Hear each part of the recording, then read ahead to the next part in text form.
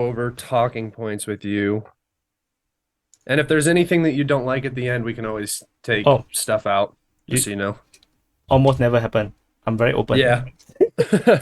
Um, Let me think.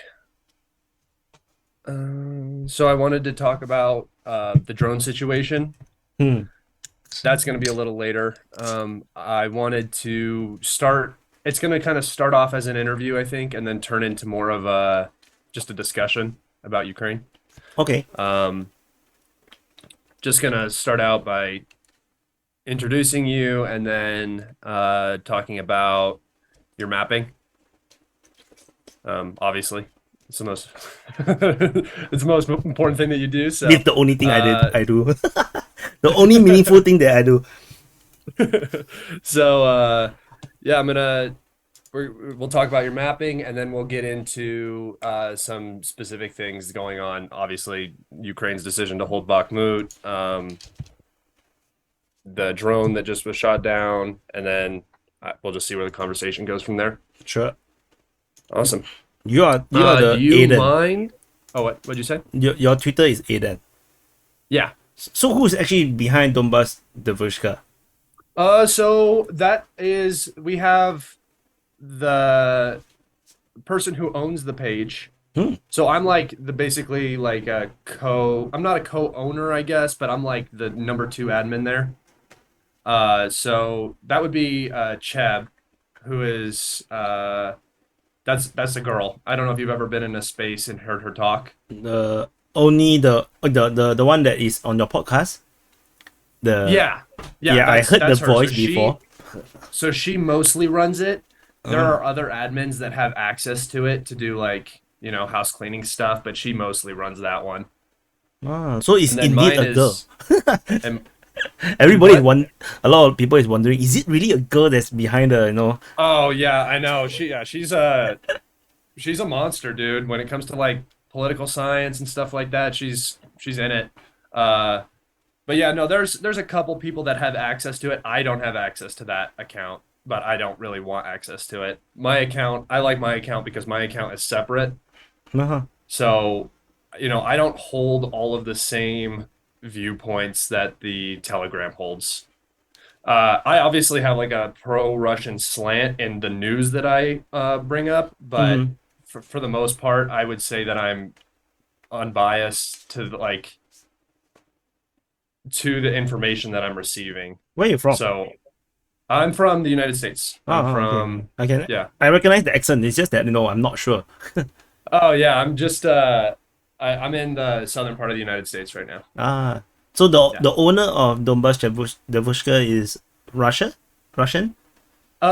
Yeah, so she was born in Russia, but she now lives in America. So it's an American thing now. Okay, Yeah, so got that's it. you hear her accent, it's kind of weird.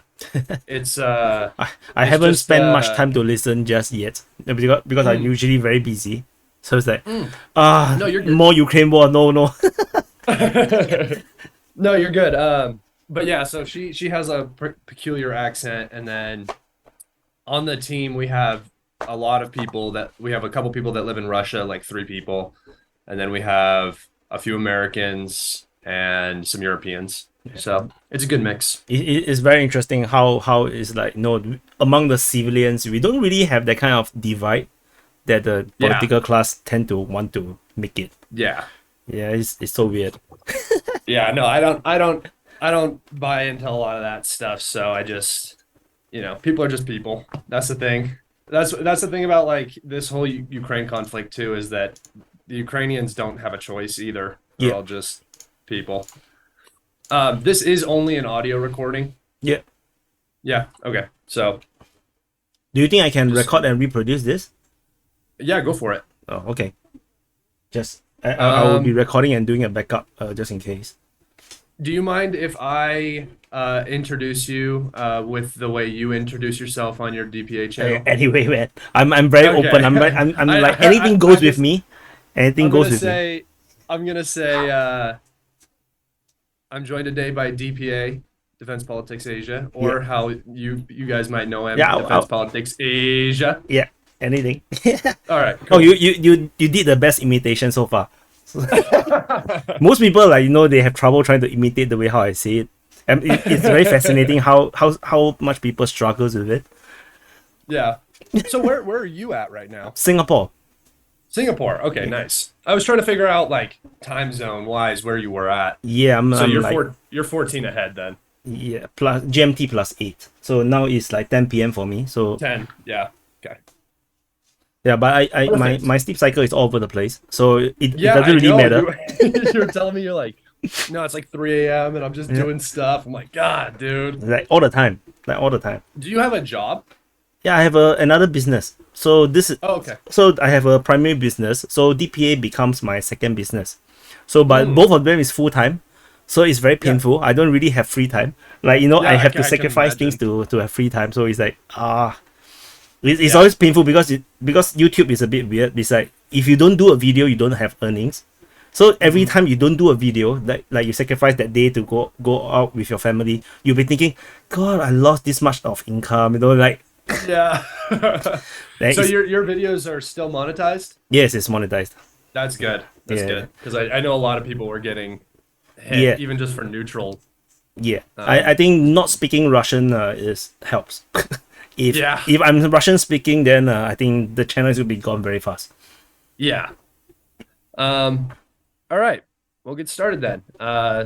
And also anything that you would like to bring up, you're more than Yeah, welcome yeah, to. yeah. Just be casual. I mean, I'm a very casual person, so it's okay. Yeah, no, I can talk that's about fine. anything. This is the casual podcast, so you can cuss, you can whatever, doesn't matter. Yeah. Okay. The All unlikely. right, Not much. Not much. that's fine. That's fine. I'm just letting you know that any you can say anything. I don't care. All All right, right. we're gonna start. Recording in progress.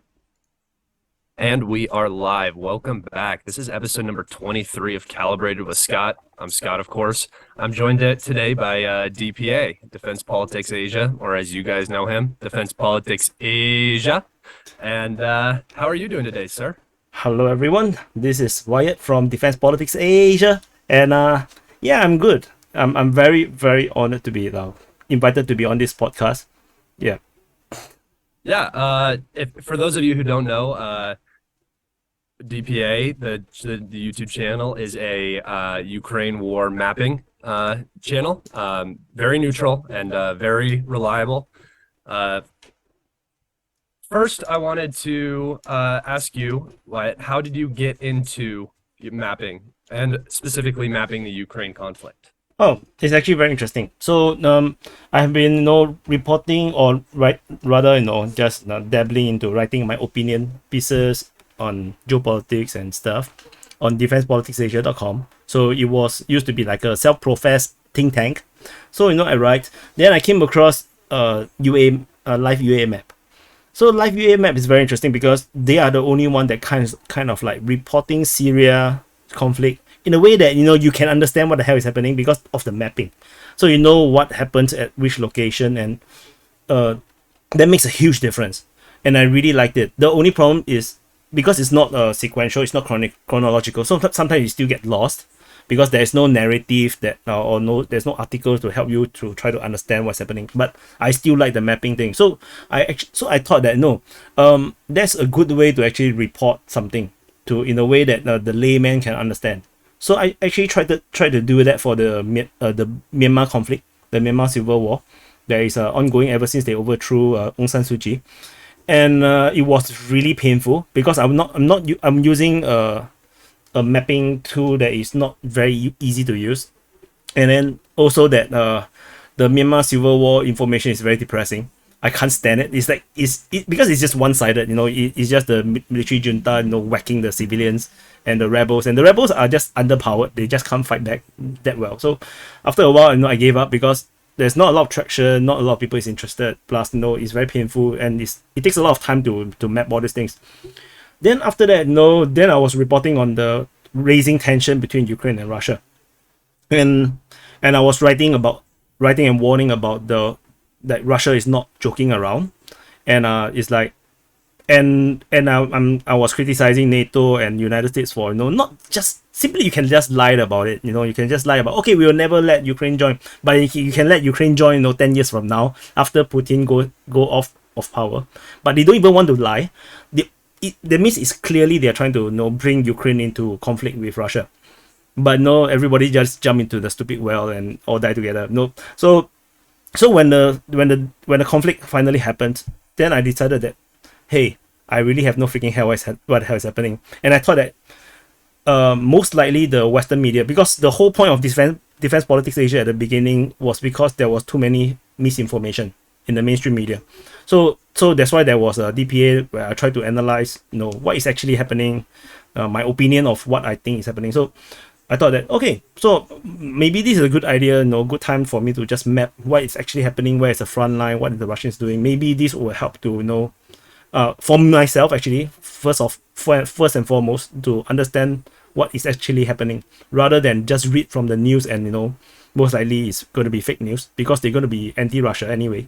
So I started mapping, and then it was also the same time where I was still struggling with what kind of content should DPA be posting on YouTube, because I tried a few other weird stuff and then none of them is easy to do, and none of them seems to make sense in the long run. So when I do the mapping, I thought that, okay, if I just map like this, people are not going to understand what the hell is happening. So let me just record a video, just report what is happening from what I see.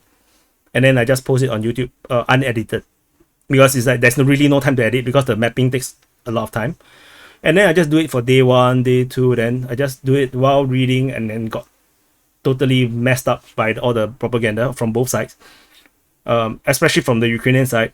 I start off the war being somewhat pro-Ukraine because I really don't want Russia to have a quick victory, because that is very bad for my region. Because if Russia won the war within a week, China would think that they can do it for Taiwan, and then then my region is going to go into war. So I was hoping that that don't happen. Then, oh my freaking god, the first week of war, the amount of misinformation and propaganda from Ukraine, I was like, what the hell is happening? How could the country that is the victim in this war needing to lie so much? They're making up news and stories all the time. Then it's like the Snake Island, they say that all the people died. They got bombarded, everybody have died. Then, only 3 days later, you saw them disembark in Sevastopol, and it's like, all of them are alive.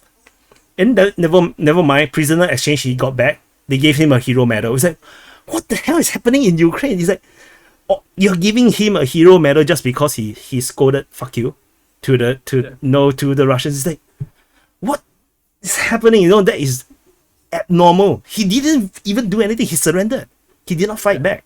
So, and then you'll have the aircraft hero, what's the Ghost of Kiev, and then you have the so-called the rumored landing at Odessa, and then they themselves debunk themselves the information. It's like, wow, my god, the misinformation. Then oh, it's so much that it just make me feel like, no, there's no way I can support Ukraine, because I don't support Russia, but there is no way I will support Ukraine. That's how I thought, because it's like there is no good faith in the Ukrainian side, where there is no reason to lie. You don't have to lie. The world will be backing you because you are the victim, so-called victim, because you are getting invaded. And but regardless of that, I just continue to map, and because I have my own journalistic beliefs. Even though I'm not a full-time journalist, but I believe that everything should be reported in a very neutral way. You give people the information. It's the readers that make their opinion. We are not supposed to give them our opinion or the narrative that they should be thinking of, because if not, then you're just propaganda. So that's how I approach my mapping and reporting, and that's how I did it. And somehow after 1-2 weeks, it started to spread. And by 1 month's time, it started to blow up, and then the channel grew like crazy. So that's what happened. And then in around 1.5 months' time, I managed to monetize the channel, and that allows me to make sense of the amount of time it took to map all these things. Yeah. So without the revenue, it's kind of crazy, because it's basically a full-time job. Like minimum, I always tell people, is 5 hours a day, just to read, map, and then and do the video, and that's minimum 4 to 5 hours is like 100%. Even today, with the shorter front line, I'm still spending 4 to 5 hours a day. So after that, I have no interest in reading anything for Ukraine war. It's like no YouTube channels or YouTube videos about Ukraine war. I'm not going to read about news article about Ukraine war. Everybody reads from the same sources. Even other mapping and other mappers, YouTubers, commentators, we are all reading from the same sources. So there's no reason for me to watch, because basically I will be just listening to opinions rather than learning anything new. Yeah. So the only one I watch is like History Legends, because he's a buddy. Plus he actually managed to dig out information that I have no idea about. That's actually, to me, is very cool. Yeah, I talk too much. Yeah. No, you're good. This is fantastic. Yeah, I love History Legends is great, and I totally concur, because I'm not mapping. I do, commentary basically on Twitter and post on Telegram, and I spend easy 4 hours a day doing that. Yeah. So that is no joke. I wouldn't doubt that you do more than that. But something that you brought up was the continuous Ukrainian deceit and the complete unnecessity of it. There's no reason that they need to be lying. Yeah. They can have the moral high ground just by the fact that they were invaded. I think this is part of this. I think it's part of this idea, because there's always this. Over the past 10 years, there's a lot of talk about hybrid warfare, and how the information space is also part of the battle zones, and they really buy 100% into it, like 100% into it, which is why they seem to be really prepared. It's like they already know the invasion is coming, and there's no way you can actually organize such information war right on the day one of the war. It's like everybody should be in shock, right? But they are kind of prepared for it. So that is one weird stuff to me. Another thing is that it's non-stop. It's just non-stop. Even until today, it's non-stop. It's like you can see that they do propaganda videos, like those like Hollywood standard kind of advertisement and videos of them, their soldiers storming a building, and it's like, why are you having so much time doing all these things? Especially for Zelensky as well. When every time he do a video, it's like a full production team, doing the lighting and everything. So much so that it becomes so abnormal that people is dubbing him that no, he's not even there. It's like people don't believe he's in Kiev, because I believe he's actually there. The thing is, the lighting was done to the point where it's overkill. The production value is just way too high to the point where nobody believes he's there. And so, and it seems like that's the way how they approach things. There's like information. I think nowhere in the world, no country in the world have information warfare so built into their warfare, and it is amazing to watch. I think it's not just me. A lot of military commentators and even former military guys, they are astounded by the level of information war in this warfare. It's like people always talk about Russian disinformation, Russian propaganda, or Russian meddling. It's like, come on, man, just watch what Ukraine is doing. That is insane. It's wild, because they say that about Russia, and I feel like Russia has completely fumbled the ball in that. Yeah. In the area of disinformation and information campaigns, I feel like they have completely not done what they should have been doing this entire time to they're always getting criticized by like Ryba endlessly. The pro-Russian Telegram channels are endlessly criticizing the Russians for failing in their information war. It's so weird. Yeah, doesn't it make you though have a little bit more faith in those sources that they are criticizing, and they are attacking the the MOD or generals or specific groups? I mean, I for me it just shows to me that it just shows that they are not part of the establishment. That's one thing, and eventually it does shows that for Ryba, I think the owner, the founder came out. Because he got like kind of like uncovered, and then he's like, fuck it, he just came out. We're gonna have him on soon. Cool. Then he is he is not exactly part of the establishment. He used to work part of the information department, I think. Then but does give him a lot of contact within the military that allows him to get information that no one else have. But that is still neutral. Like, you know, I was formerly military, so if I really want to, you know, I could, but I think it's very sensitive. It's unlikely that I can get information. But no, so he's still considered neutral, and he's doing a very important job for Russia, because Russia is not exactly the kind of like utopia. You know, there's still a lot of corruption. The country is too huge. So when you have a huge country, you have a stupid level of bureaucracy, and they are trying to navigate it, all of it. You know, Prigozhin has been constantly, you know, complaining about it, and it just shows that no, it's natural. That's just what it is. Which is why when it contrasts with the Ukrainian side, that is so painfully obvious that no, they are lying, because you cannot say that you are, you know, like you are the good guys, or no one is corrupted or whatever. No, when you are already documented to be one of the most corrupted country in the world, and basically Ukraine is just like a tiny Russia. That is basically it's the same thing. They are the same people, the same culture, same bureaucracy, same way of fighting, same kind of military, same kind of weapon. They are basically the same. So no, so when both sides, you know, the supporters of both sides criticize each other, you know, sometimes it just looks very funny to me. It's like you guys are just talking about each other, but you actually are describing yourself as well. Like so to me it's just, I don't know where I lost my train of thought, but no, yeah. That's what ends up happening with all the, you know, all the different information coming in. You just end up losing your train of thought. But I wanted to expand upon the PR aspect, the you know, the publicity campaign that Ukraine is always on, and its impact on the battlefield. And we're specifically seeing that right now in Bakhmut. Do you think that the decision to hold Bakhmut by Zelensky, I don't think it's by his generals, is the right decision? I have my own theory that the AFU does not have any faith in the next line of defense behind Bakhmut. They understand that if Bakhmut falls, the situation in the Donbass becomes incredibly difficult for them. And I'm just curious about your thoughts on that. So around 2 weeks ago, I believe, I already know in my videos, I already started to tell people, you know, it's time for Ukraine to withdraw from Bakhmut. It's untenable, and the situation is like they're going to be operationally encircled.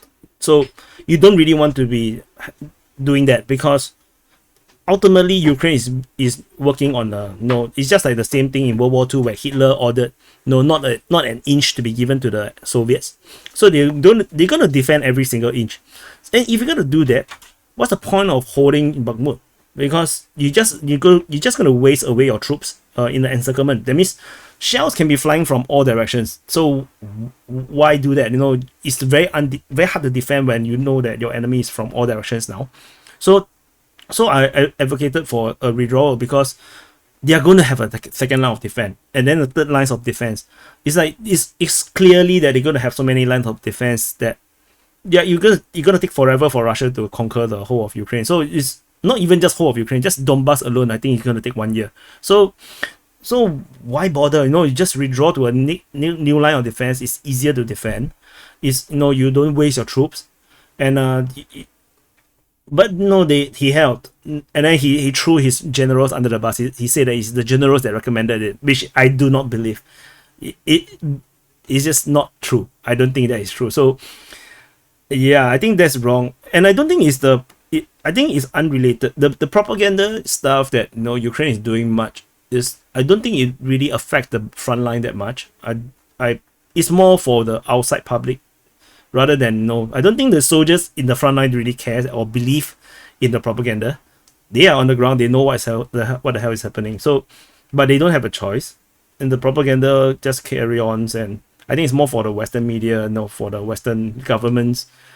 Yeah, I think until the tanks arrive, I think they have to hold Bakhmut for as long as they can. I think they do not want some kind of major bad news to discourage, like some of the NATO countries may, halfway through decided that, okay, I think that the situation is kind of pointless for us to give you the weapons. We're gonna keep it. I think that Ukraine is kind of worried for the kind of situation. That's why they are holding Bakhmut for as long as they can. But that's kind of dumb as well, because if you lose your troops, then what's the point? If you have the weapons. That's how I look at it. You're muted. You have no sound. Thank you. Sorry. That makes perfect sense because especially the throwing the generals under the bus, because I don't think any trained military officer is going to look at the map right now of Bakhmut and agree that they should be holding it.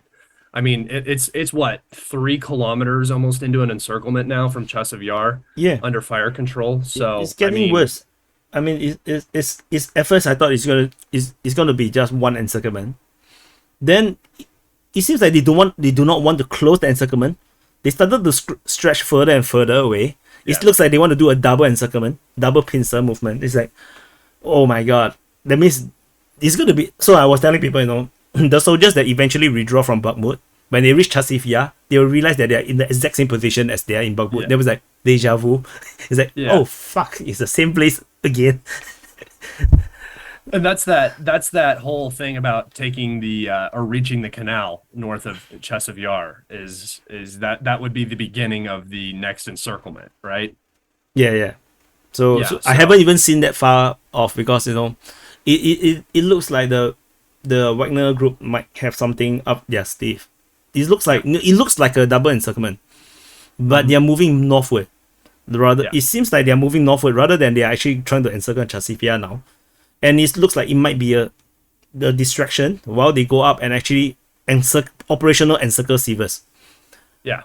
Because Sivas, there's not a lot of roads left to reinforce. So if they actually close up, they go up north and close up the remaining road, then the reinforcement have to go through Liman. If they have to go through Liman, that will be one hell of a long detour. And oh god, that will be like disastrous for the Ukrainian forces at the Sivas region.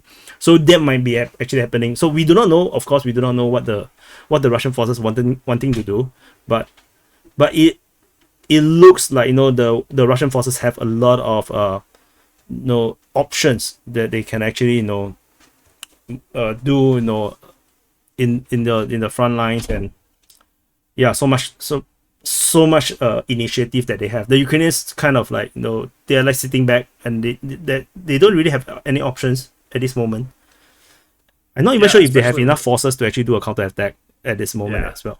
You don't think that they do? I'm not sure. It's like, if you have the forces, why are you holding back again? It's like, why are you dragging and holding? Yeah, and the weather also is just horrific right now, and the ground conditions are so bad that it's just muddy now, right? Area would be, huh? It's muddy season now, right? Yeah. So I have for a long time said that I never thought that a counteroffensive around Bakhmut was coming. I figured that they were just going to try to hold it as long as they could and try to stall out maybe until April, or keep doing what they're doing. I wanted to move away now from the front line because there's mostly only action happening around Bakhmut and Avdiivka right now, and a little bit on the Zaporozhye front. But I wanted to move into the. I really want your take on the drone situation just off the coast of Crimea. The recent interaction between an Su-27 and the American Reaper drone. Yeah, that's a very, very unusual situation. So my understanding is that the NATO planes and drones had always respected the air identification zone around over Crimea. So it's a huge zone that the Russians claim control over, or air control over. So I don't think they ever declared it as a no-fly zone, but it's like a no-fly zone because that's where the air control takes over on the Crimean side. And so if you look at like radar 24 or something like that, where you can actually see all the planes flying around, you can actually track all the drones and NATO aircraft that's flying around Crimea. They always kind of more or less respected that air identification zone. They don't stray into it, and the fact that you can actually see it on that public radar means that they have their transponder on. The whole world knows they are there. So this incident is very weird because the transponder is off. and they're flying really close to Crimea, like really close to Sevastopol, and obviously in an active war zone, and then you are a drone that can actually carry missiles. I don't think the Russians is going to let you, just fly freely. So, which is why, scrambling jets, intercepting it is normal. So the Russians also, make it a point to not to escalate. So they did not use even their bullets or missiles to shoot it down. They just pee on it, and then somehow peeing on it caused the drone to fall. Accusation was that they actually have some light contact, and then the drone fell. The Russian statement is very weird. They say sharp maneuvers, that then the drone fell. Then I have no idea, is the drone doing the maneuver or is the fighter jet doing the maneuver? They're a bit vague in their sentences. I'm not sure it's because of the translation problem, or is it they deliberately make it like very weird. But if you say that the maneuver is by the Russian jets, and then we see the footages coming out from the American side, yeah, that's exactly what the Russians say. So they did not lie. It's exactly what had happened. But the main thing is, why fly the drone so close to the naval port, the Black Sea Fleet port? So, and I'm not sure. Personally, I'm really not sure. Because if they do fire some missiles or something, the Americans can always say, oh, we are not there. No, you are making things up. Or they can say that, oh, that drone is Ukrainian drone. So, because they can use it as, oh, it's an American drone, so the Russians don't dare to do anything, and then they fire a missile, and then they can claim that, oh, it's a Ukrainian one. So they can do all sorts of things to frame the Russians, or try to antagonize the Russians. So the Russians have all the rights to just shoot it down. It's very normal because the Russians can just lie and say that, oh, that's not American, that's a Ukrainian drone. Oh, we do not know, because the drone fly too close to us, we just shoot it down. They can just act blur. So it's just a very, very weird situation. Then it's like the Russian government say that it's Americans trying to provoke, but I also not too sure for what reason. It's like it's not clear. The whole situation is just so unclear. Yeah. It was very odd because, well, first off, in the video where you see the Su-27 dumping fuel, you can definitely see land. So they were incredibly close to Crimea when this happened, which I would say is an obvious provocation already. You're flying within that zone. You're trying to provoke a response, maybe, but also the way that they instantly threw cold water on it. I think that the drone was actually there for a purpose. It was there to gather some sort of intelligence, and that's why they didn't immediately go to accusations. At least the Pentagon didn't. Lindsey Graham and Marco Rubio jump on the warmongering as soon as they can, but the Pentagon is usually the rational voice in the room, and they said it was an accident. It was just a collision. And they could have made it into a lot more. They could have said, "Hey, they shot down our drone." But they didn't. Yeah, but the thing is, what can the drone do that the satellite cannot do? So I don't see a point to. To me, it just looks like an attempt to try to stir shit, or try to take a pot shot at the Russian fleet or the air base, and then try to make things more messy than it is. So it reminds me of the surface naval drone that actually attacked the Black Sea Fleet and then caused a lot of problems. It reminds me a little bit of that. It's like nobody know where the drones come from, the naval drones, and these are suicide drones, and the Russians have never faced such a weapon before. So they got surprised by it as well. Then they sunk most of them. I think only got one managed to hit the ship. So who knows? These drones might be another attempt. I have no idea. It's just the kind of like just like the Chinese balloon over United States, the kind of situation where you cannot explain. It just makes no sense. Yeah, because the Chinese have every satellite around, so they can definitely see what they need to see that that balloon is going to offer them. Yeah, there's definitely a lot of I would call it almost Cold War mischief going on Yeah, yeah. between Russia, China, and the United States. This actually brings me to my next point, conveniently. Xi is coming to Moscow to talk to Putin. Yes. And I would love your once again, I'd love your to hear your thoughts on that meeting and its significance or insignificance.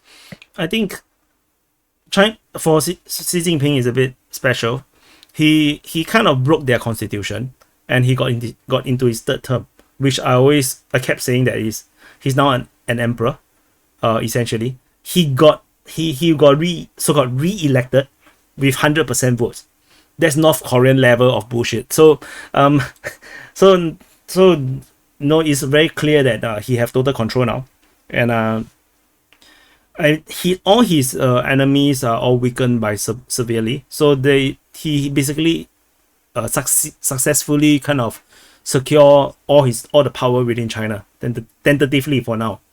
And the first so after doing that, it seems like one of the first thing he do is now going to Russia, and he needs Russia's support. It's not just Russia needs Chinese support. So because the trade war is actually still ongoing, and it's actually getting very bad. Like, if I'm not wrong, last year they had very good trade, good sales, like good revenue from all the exports. But that was because after the pandemic, everybody is panicking, and there's a lot of backlog of because during the pandemic, a lot of the export did not manage to get out. So everybody is buying more just in case for another disruption. So now everybody's fully stocked. Nobody want to buy anything, and it seems like there is some kind of problems exporting. Like the sales have dropped tremendously. There's layoff. There is a lot of things that seems to be happening in China.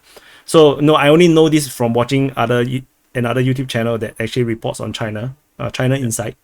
And also, no, I'm not sure, because sometimes they might be focusing on one thing that it seems like it's very big, but maybe it's very small. So, but it seems like there is some certain problems, and they needed the Russian market, because the European market and the American market.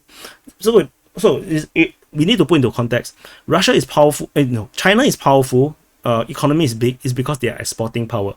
They manufacture and they export. But who is their market? Is Europe and America. That's the main market. And if Europe and America now is struggling due to inflation, due to the trade war or sanctioning of Russia, and then the rising fuel and gas price, which means everybody, and energy price as well, which means everybody is poorer now. They cannot really buy more. And who will be affected the most is China. So it naturally, we can kind of link that the falling spending power in the Western world means China actually earn lesser money, which means that they need more market as well, which is why the Russian market kind of like is very important. And especially Russian selling the energy, gas and oil at a cheaper rate probably than the Middle Eastern country means that they can save a bit and continue to keep their production or manufacturing costs lower. That actually helps, because if not, China's weakness is actually in energy. They don't have energy, they don't have raw resources. So these are the major costs that they need to spend every year. So Russia as a result become pretty important in that sense. So it's not just people only focusing on Russia, saying that Russia lost their European market for their gas and oil and gas. So they now need China to buy from them and India to buy from them. But it's not just that.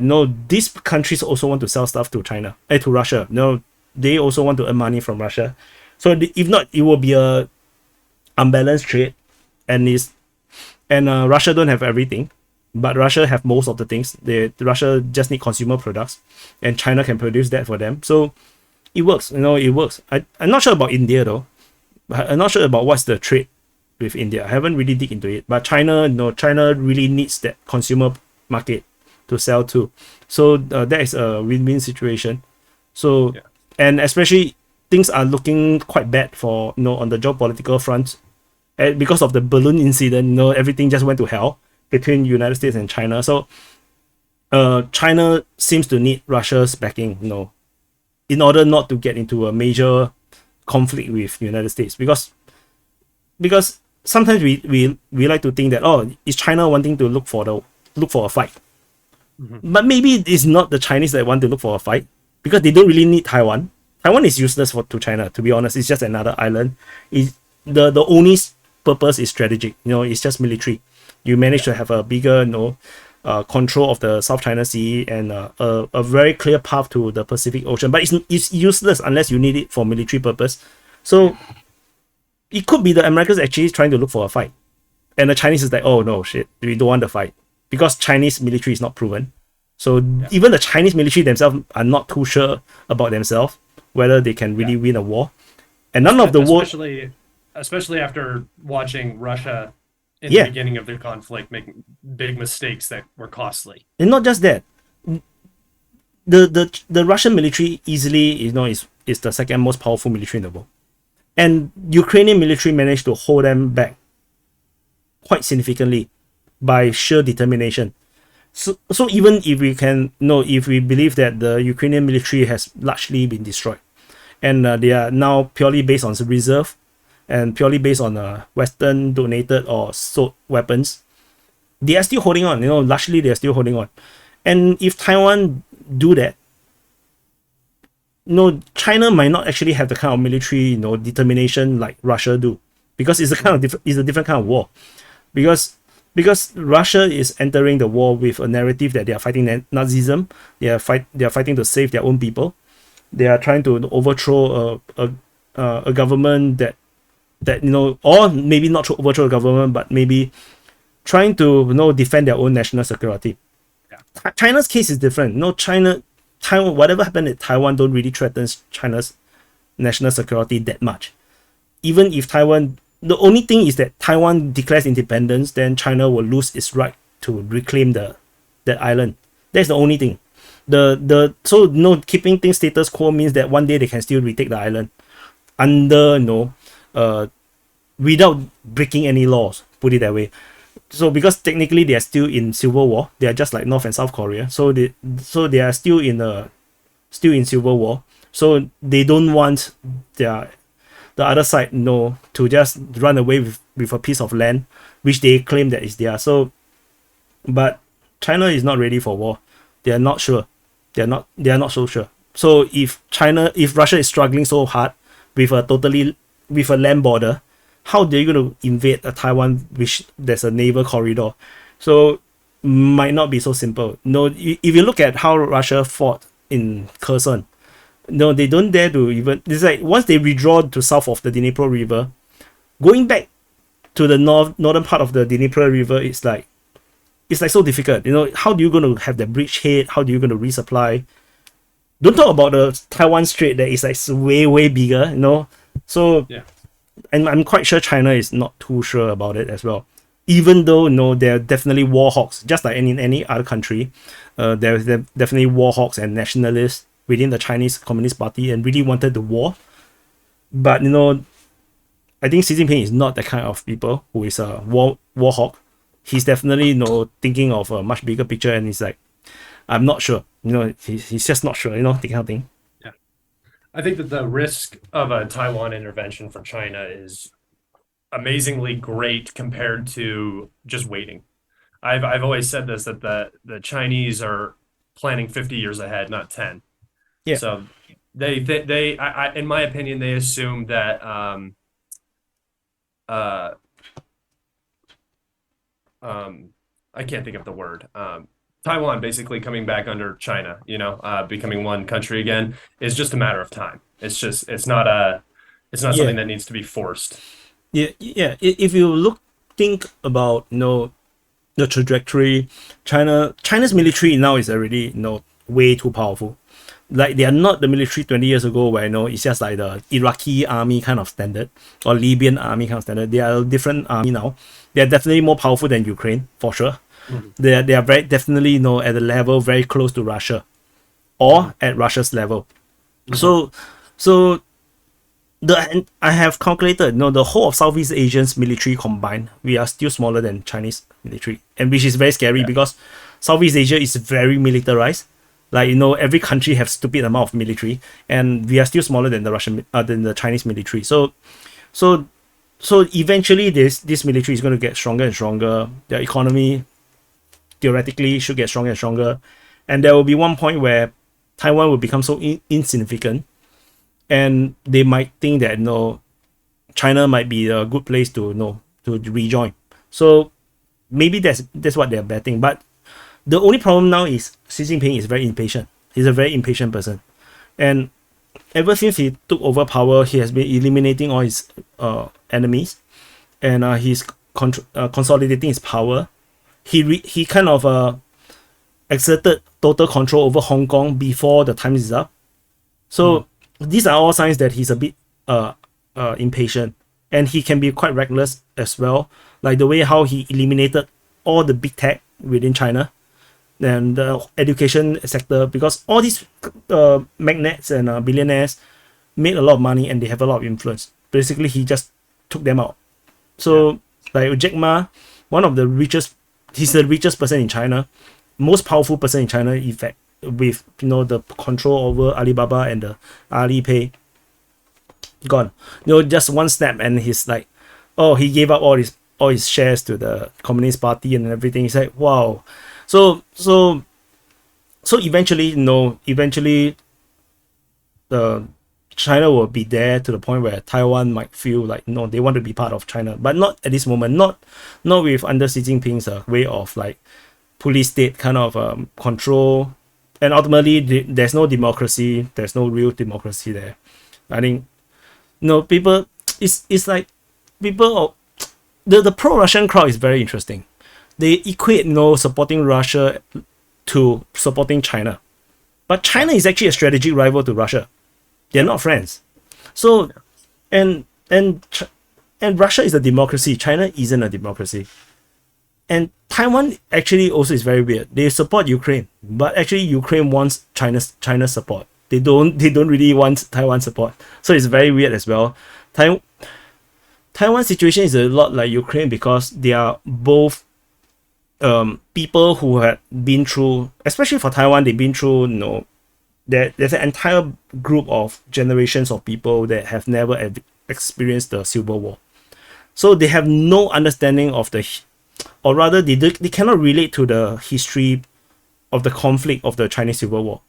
So it's like there is this conflict, like they will call themselves Taiwanese, but they are actually Chinese. They are Republic of China. So there is this very weird conflict where they call themselves Taiwan, but they actually are China.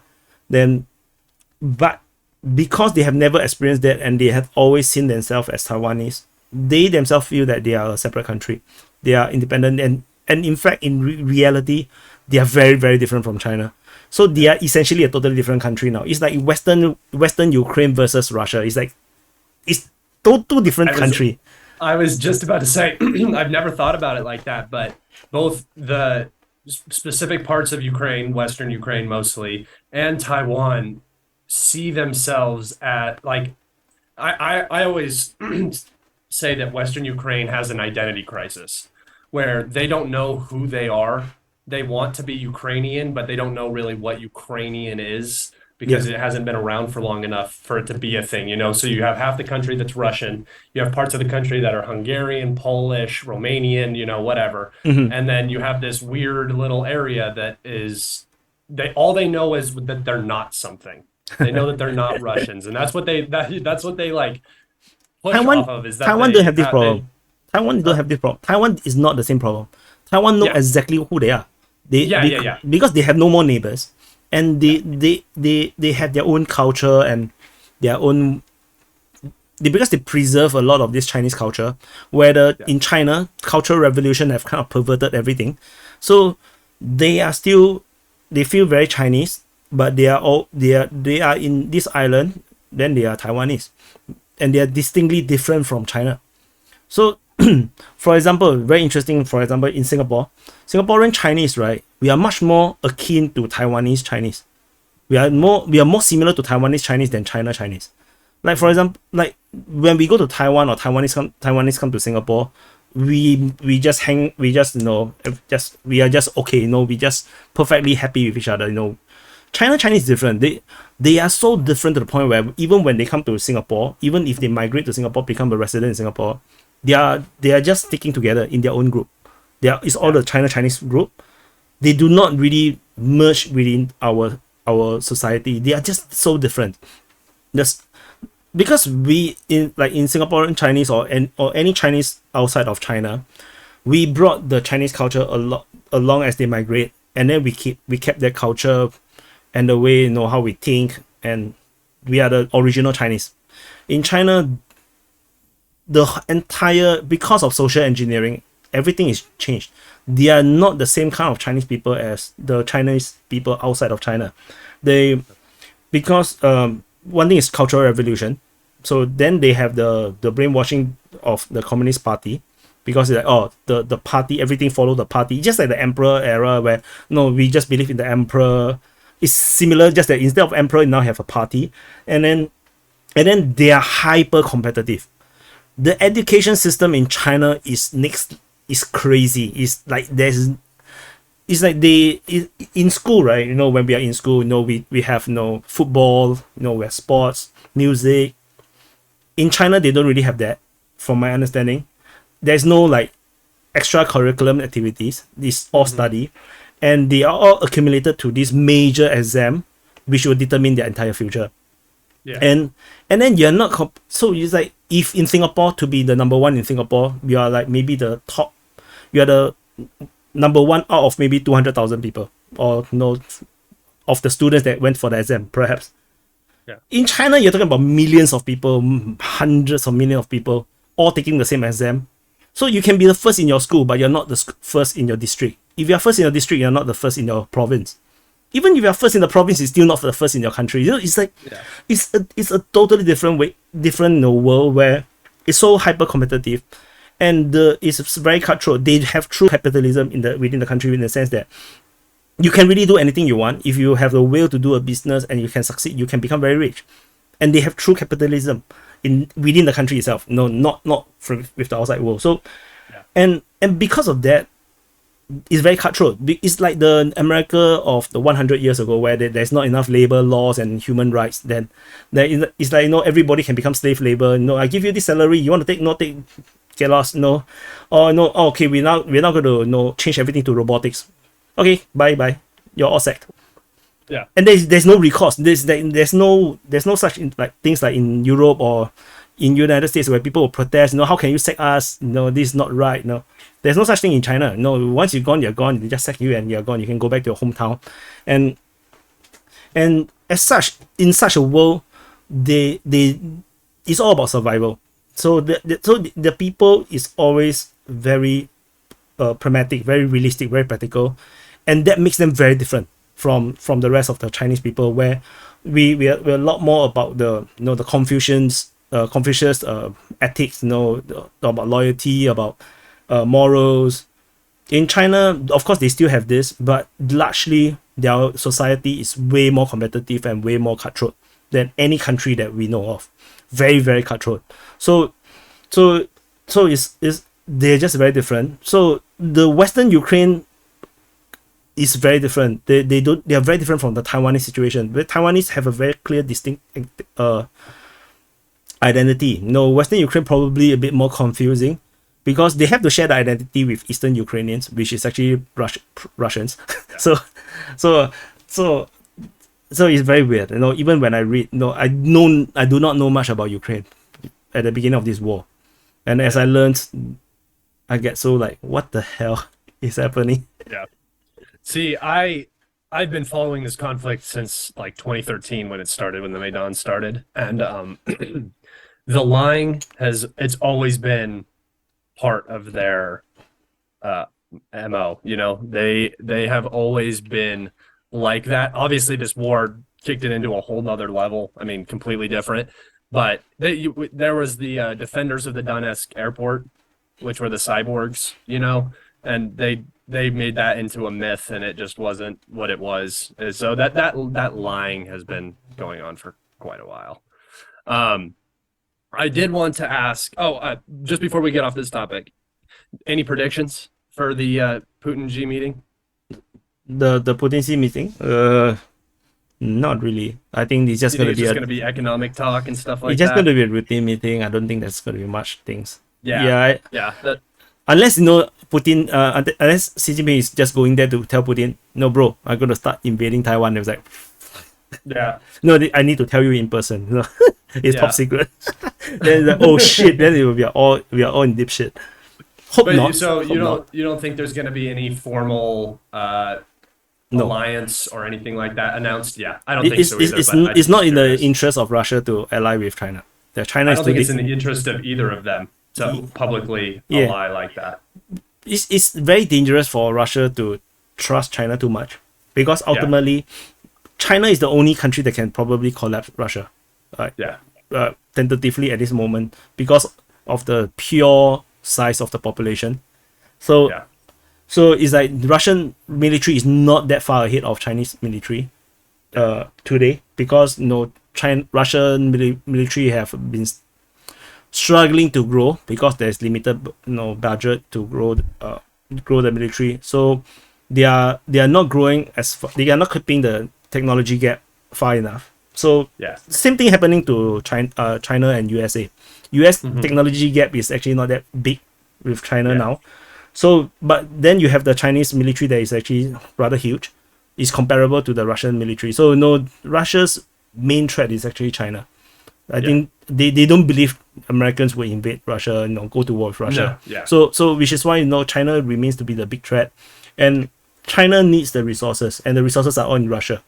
So if the moment Russia become weak, it's just natural for China to just take advantage of the situation and just invade and take over all those eastern part of Russia where all the resources and oil and gases, and then they can become a superpower. Just by taking the most eastern part of Russia, China can become a superpower. Because now they cannot become a superpower because they are dependent on outside world. Like Russia and United States can be superpower because they can be entirely detached from the world, and they can still maintain their strong military, high technology, and they don't need to trade. United States and China both can do that. United States and Russia both can do that, but China cannot. But if China have eastern part of Russia, China can become a superpower. So no, I won't be surprised. China is constantly planning and hoping for that weakness in Russia to capture it. And if they can conquer it, there's nothing Russia can do about it, because Russia is not going to raise enough military to fight against China. So the only way they can do it is by deterrence, which is what they are having now. So, well, of course, people will talk about nuclear weapons and whatnot. Okay, so yeah, but nobody have ever used nuclear weapon in a major war before, in a proper war other than World War II. So nobody knows whether anyone would dare to use the nuclear weapon. Yeah. Yeah. Do you see the relationship between Russia and China improving, or do you see it as a very contentious situation where it's like we're being pushed together, we're not coming together? The U.S. is forcing us to work together where we wouldn't be normally doing this if the U.S. was not, pressuring. Yeah, I think this first part is, they are being forced together. If not, not all these pipelines and trade deals. Russia could have done this way 10 years ago, when China is opening up, but they did not. So it's clear that they never really was in their mind of each other in that kind of partnership. So they're definitely being forced together, and actually in a good time. It's just nice when they needed each other. So they're definitely going to have better friendships, but it's just like when you play computer games, you play HOI4, you play EU4, European universities, where you are controlling a big empire, and you're looking at your neighbors, and you're just endlessly waiting for the opportunity for them to be weak, and then you're just going to invade. It's the same thing. In the real world, it's exactly the same thing. You're just waiting for them to become weak. As long as they are not weak, you're happily to be, friends. Even the smaller countries around you, you saw that, wow, freaking hell, they got so much military. Okay, we just be friends, just ally with them, make use of them to be the front line. And the moment where they become weak, for example, rebellion happens, wipe out half their military. It's time to invade, man. The real world is exactly just like this. It's exactly the same. So so it's like, so they will be friends for now, but no, whether it could last, I don't think so. Usually, big powers, it's very hard to be friends for long. Yeah. Like who would have It's just who have expected Soviet Union and the allies to become enemies right after World War II? Like yeah. immediately, It's especially with the Chinese mentality of like you said, the hyper competitiveness. I mean, it's going to be hard to not and eventually. nationalism too, because of the Yeah. brainwashing, right? Because of that, I wouldn't say brainwashing. It's nationalism. Every country have it. The Americans love America. I love Singapore. It's natural, but it's just that the even in you have to look back in history, not too long ago, 50 years plus ago, when the Communist Party was fighting the Civil War and they are winning, that was because of the backing of Soviet Union. But when they reunified most of China, and plus a bit more like Xinjiang and Tibet, they actually went against the Soviet Union and they become enemies right after the Korean War. So so it just shows the moment you become big enough, you can't tolerate each other. The Soviet Union still want to control the communist China, but communist China said no, fuck you. Then it's like we're gonna go our own way, and then then it accumulates into the post Vietnam War, the Khmer Rouge situation, where the Vietnamese invaded into Kamchatka, which is Cambodia, and then Khmer Rouge is actually backed by the communist Chinese, and Vietnam is actually backed by Soviet Union. So it's a proxy war in a way, but then the Chinese seeing that the Khmer Rouge, the Cambodians can't really fight the Vietnamese because the Vietnamese just came out of a major war. So the Chinese invaded into northern Vietnam, and then they themselves also struggle, because if the Americans struggle, you're gonna struggle as well. So it's like then they just withdraw after they realize they are not going to achieve their objective of stopping the invasion of Cambodia. They are not going to save Cambodia. So these are just signs and signals of the history where China and Russia just cannot get along. Like they just can't. And they fought a major border war too. A lot of people do not know. Yeah. Just geopolitically, the way I see it, the United States wanted to use Ukraine to force regime change in Russia and weaken Russia, and then pivot to the Chinese issue for them. This is my bias. I see this whole episode for the United States as a complete foreign policy disaster. They not only expended their Ukraine card, trying to force regime change in Russia, but also they brought their two opponents together and gave China the one thing it needed, which was a reliable energy producer. So do you see this having worked out in any way other than filling the pockets of the military industrial complex?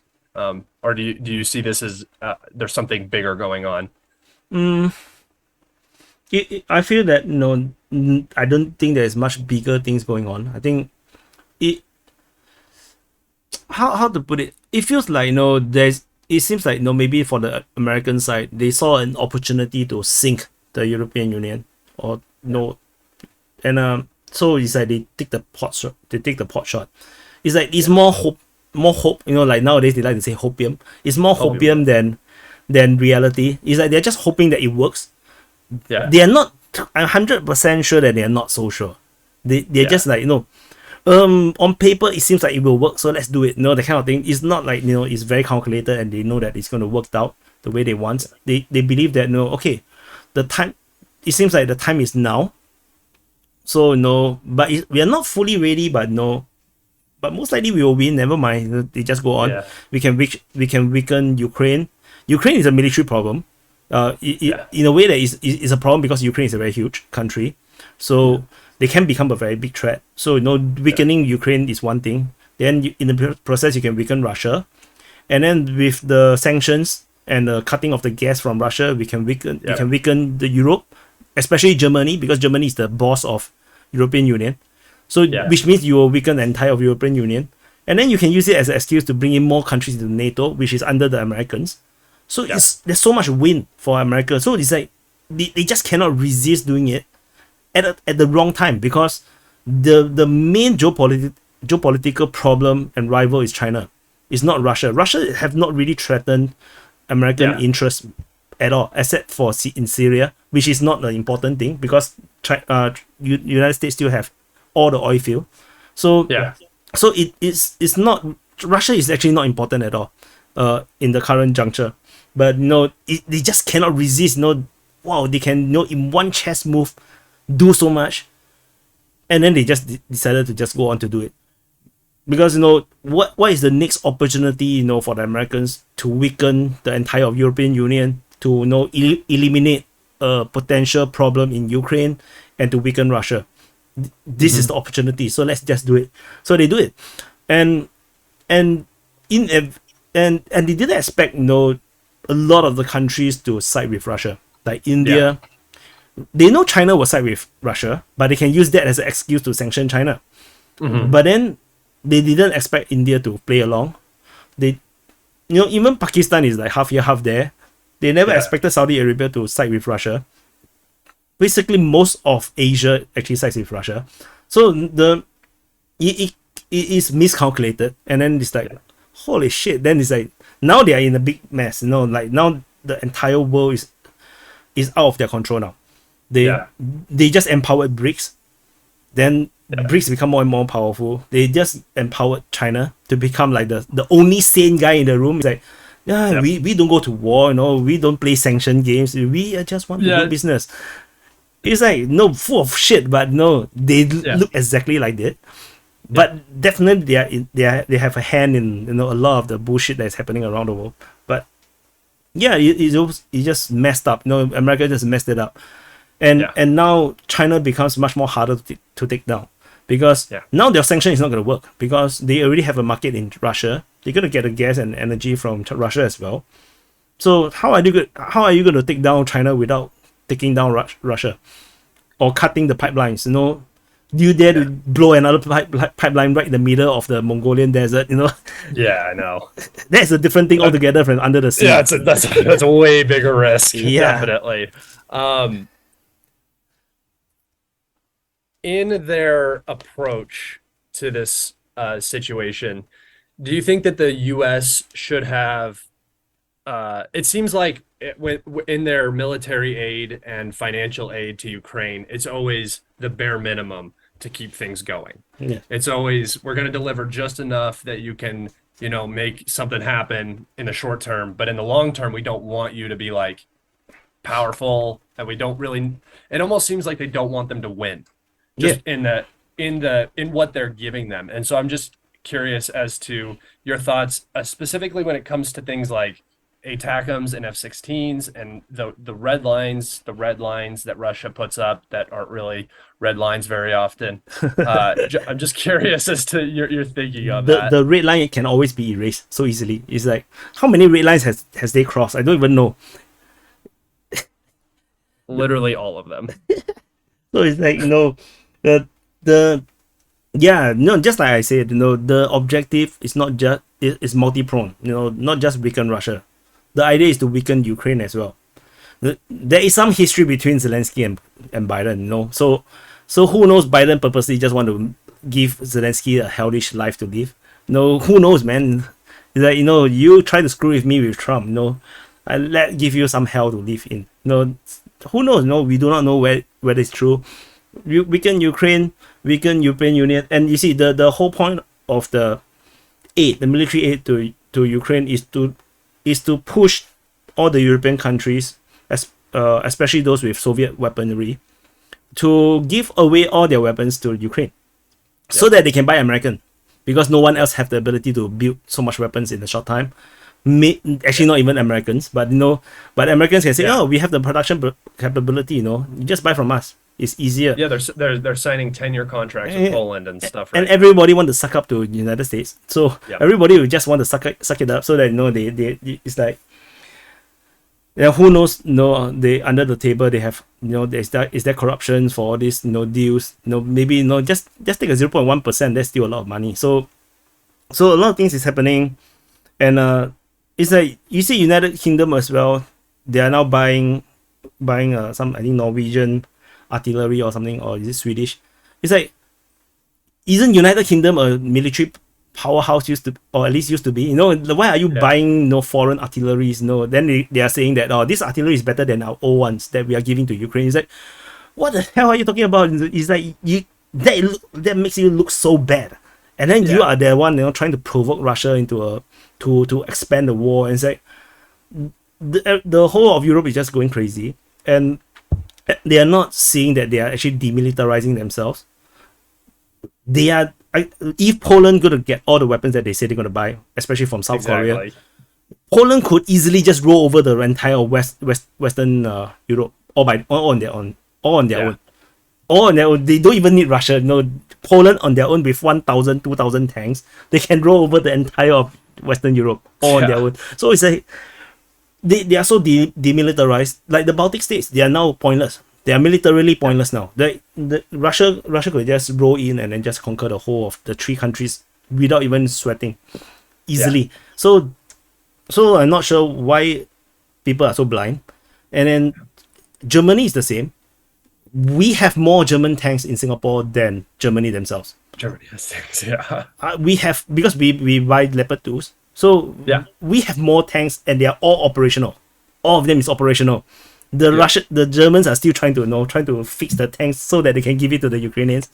Yeah, it's like something is wrong somewhere, and so I just think that it is part of the plan, to weaken Ukraine and to drag on the war. But you see, they don't dare to give Ukraine too much, because if Ukraine actually wins the war, then you do not know what Russia is going to do. So they just want to drag it on so that they can earn as much money as possible.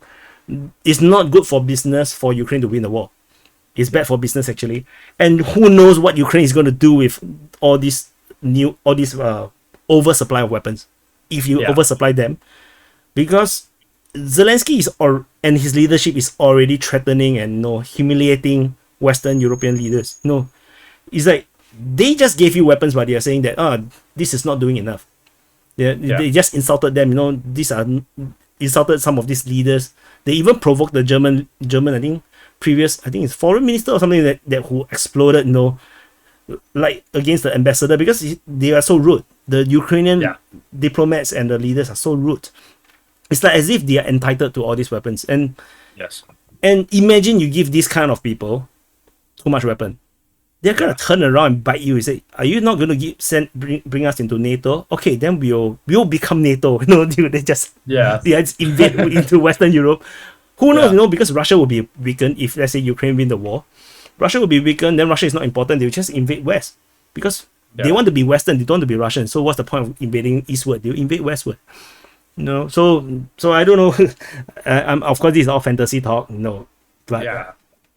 But you see, these are real threats. If you would not want to give your enemies or some unstable, people too much weapons.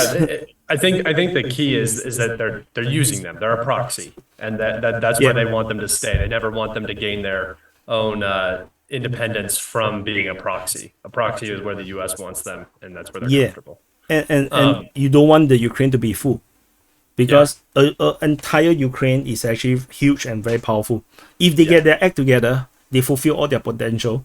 Ukraine can be a superpower, a regional superpower. Definitely bigger than Germany or Poland. So I was telling people, Ukraine is actually a military threat to Poland before the war. So with a weakening Ukraine is actually is the benefit of Poland to not have such a powerful military next to you, because Belarus is not really that powerful. So Poland is feeling very, very comfortable because Germany is demilitarizing themselves even before the war. So the only threat is Ukraine. Then when Ukraine becomes so weak, it's like they are the main power now. So they are feeling very comfortable now. Poland. We've been talking for almost an hour and 20 minutes now. I was gonna wrap it up, and I just wanted to ask one more question. Uh, from a professional mapper, a popular mapper, where do you see the conflict in Ukraine going over the next year? What is your prediction, I guess we could say? And it obviously it could be very wrong. It And this 100% is will be not very set wrong. in stone. Like it's 100% it will be wrong. So, Yeah, but from the look of it, this is just 6 cents. The Ukrainian seems to be really lacking of heavy equipment, and they are really. It seems like they are really lacking on experienced troops. It's just a gut feeling. It's like the way how they are getting breakdown in multiple places, like in Adievka, in the Bakhmut region, and the way how they have there's no way they can do any breakthroughs in the Crimea and Sviatove Kupiansk region. It seems like they're out of options. They can only defend, and they can't even defend well now. It's like in Bakhmut they are losing to the Wagner group, and Wagner is actually a very small military. They are not even a big military. They just they just waste a lot of ammunition. They just overkill in ammunition. Otherwise, I don't. It's like a soldier is a soldier. They just die if it. It's not like it's not a computer game. No, they have 5 times more life. It's not the case. No, they just still have just one life. You hit them and they die.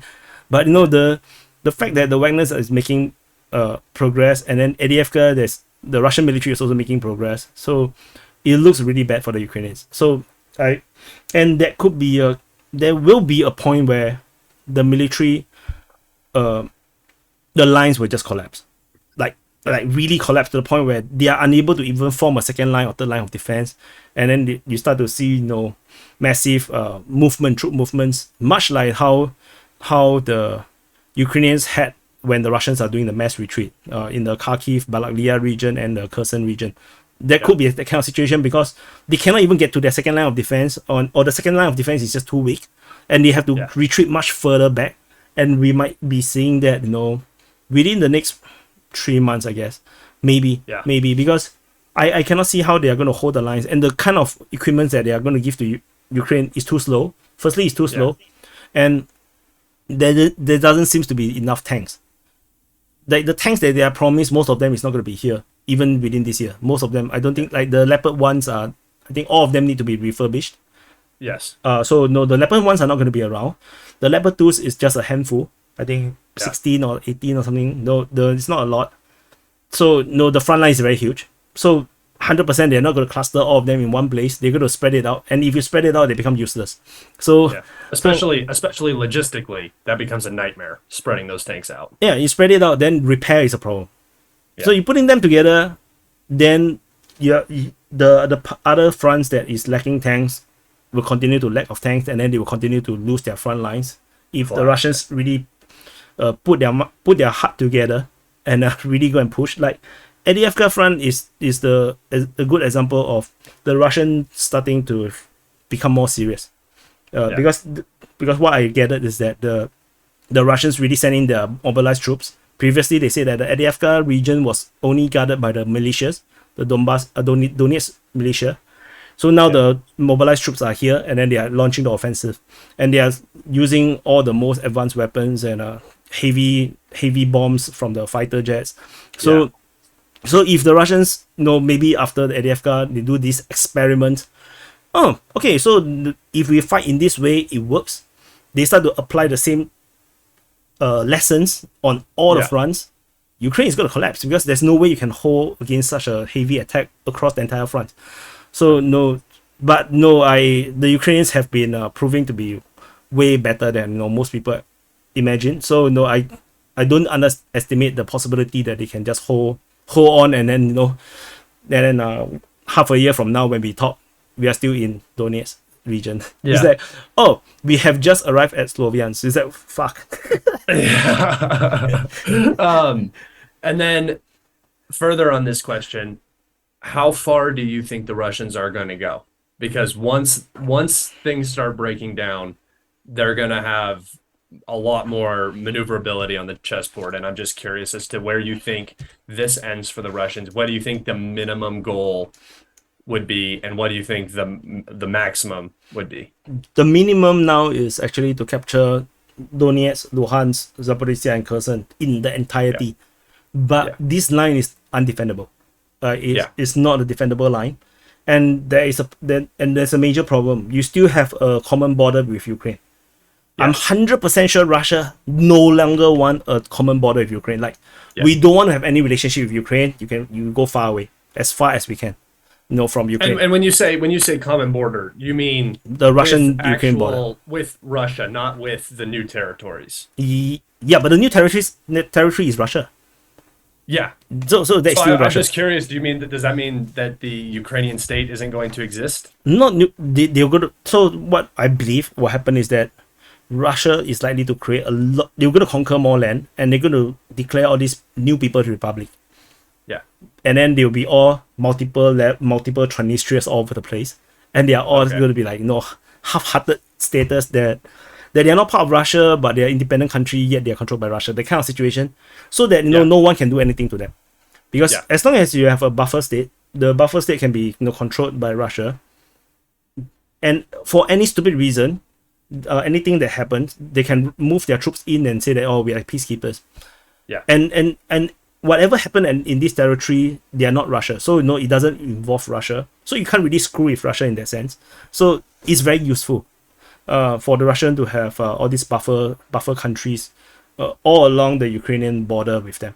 So first you keep the Ukrainians away from you, so the Ukrainians don't really negotiate with Russia for any trading and whatever. They just negotiate with the local government of these new republics. But then these new republics are all puppet states, controlled by Russia. So this is what I think will happen. Then and I feel that the minimum goal is just not good enough for Russia. 100%. Yeah. Just the 4 regions is just not good enough, and they're definitely not going to take the Chinese proposal. I believe is to stop at current line. I'm not too sure. I didn't really. Russia would never accept it. It's bullshit. Yeah. They are just China is just screwing around. I thought it was the perfect peace deal, because there's no way that the U.S. is going to let China be the diplomat in the room. There's no way the U.S. is going to allow that. There's no way the Ukrainians are going to allow that. No one is happy with that deal. It's just nonsense. Only China will be happy. I don't even think the Chinese like that deal. They were just throwing it out there because they said nobody's going to accept it, but we're going to. It's like a branding. It's just a branding operation. They just branding themselves to be the nice guy. It's bullshit. China always does this kind of nonsense. I think it was a great move for them. Yeah, I think it was the right move. Yeah, but only risk. Only the stupid people will believe that China is the good guys. It's obvious. For people who always follow geopolitics, and if you follow China long enough, you know that their spokesman and their actions has never been aligned. Yeah. They always say one thing and do another thing, 100%, all the time. So it's not to be trusted. No, so what I think the maximum. What the Chinese or the Russian is going to do is that they will capture everything east of the Dnipro River, all the way up to Kiev. So Chernihiv is gone, Sumy is gone, Poltava is gone, part of Cherkasy is gone.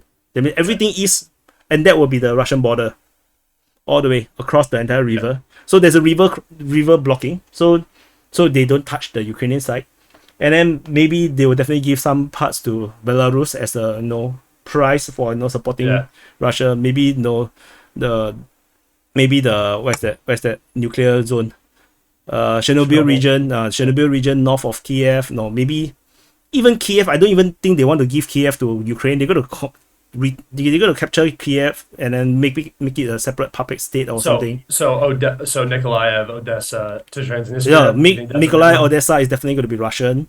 Then Kalibrated, Dnipro region, Russian for sure. The Kropyvnytsky, I think that's going to be Russian. At that point, is there even going to be a Ukrainian state? There will be a Ukraine. I don't. On the western part. Think? How does that work with so because the front line, the important thing about the front line is that you need the front line to be as short as possible. Yeah. So that's the objective.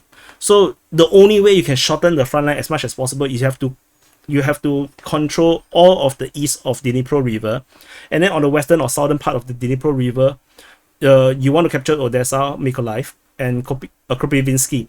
So then from Transnistria all the way to the river near Cherkasy, that will be the shortest possible border. And then yet you don't want them to be next to Ukraine. They don't want to be next to Ukraine. So the next two oblasts, they will like make it a new republic, and then they like puppet states just south of Kiev region, and then Ukraine will become very tiny.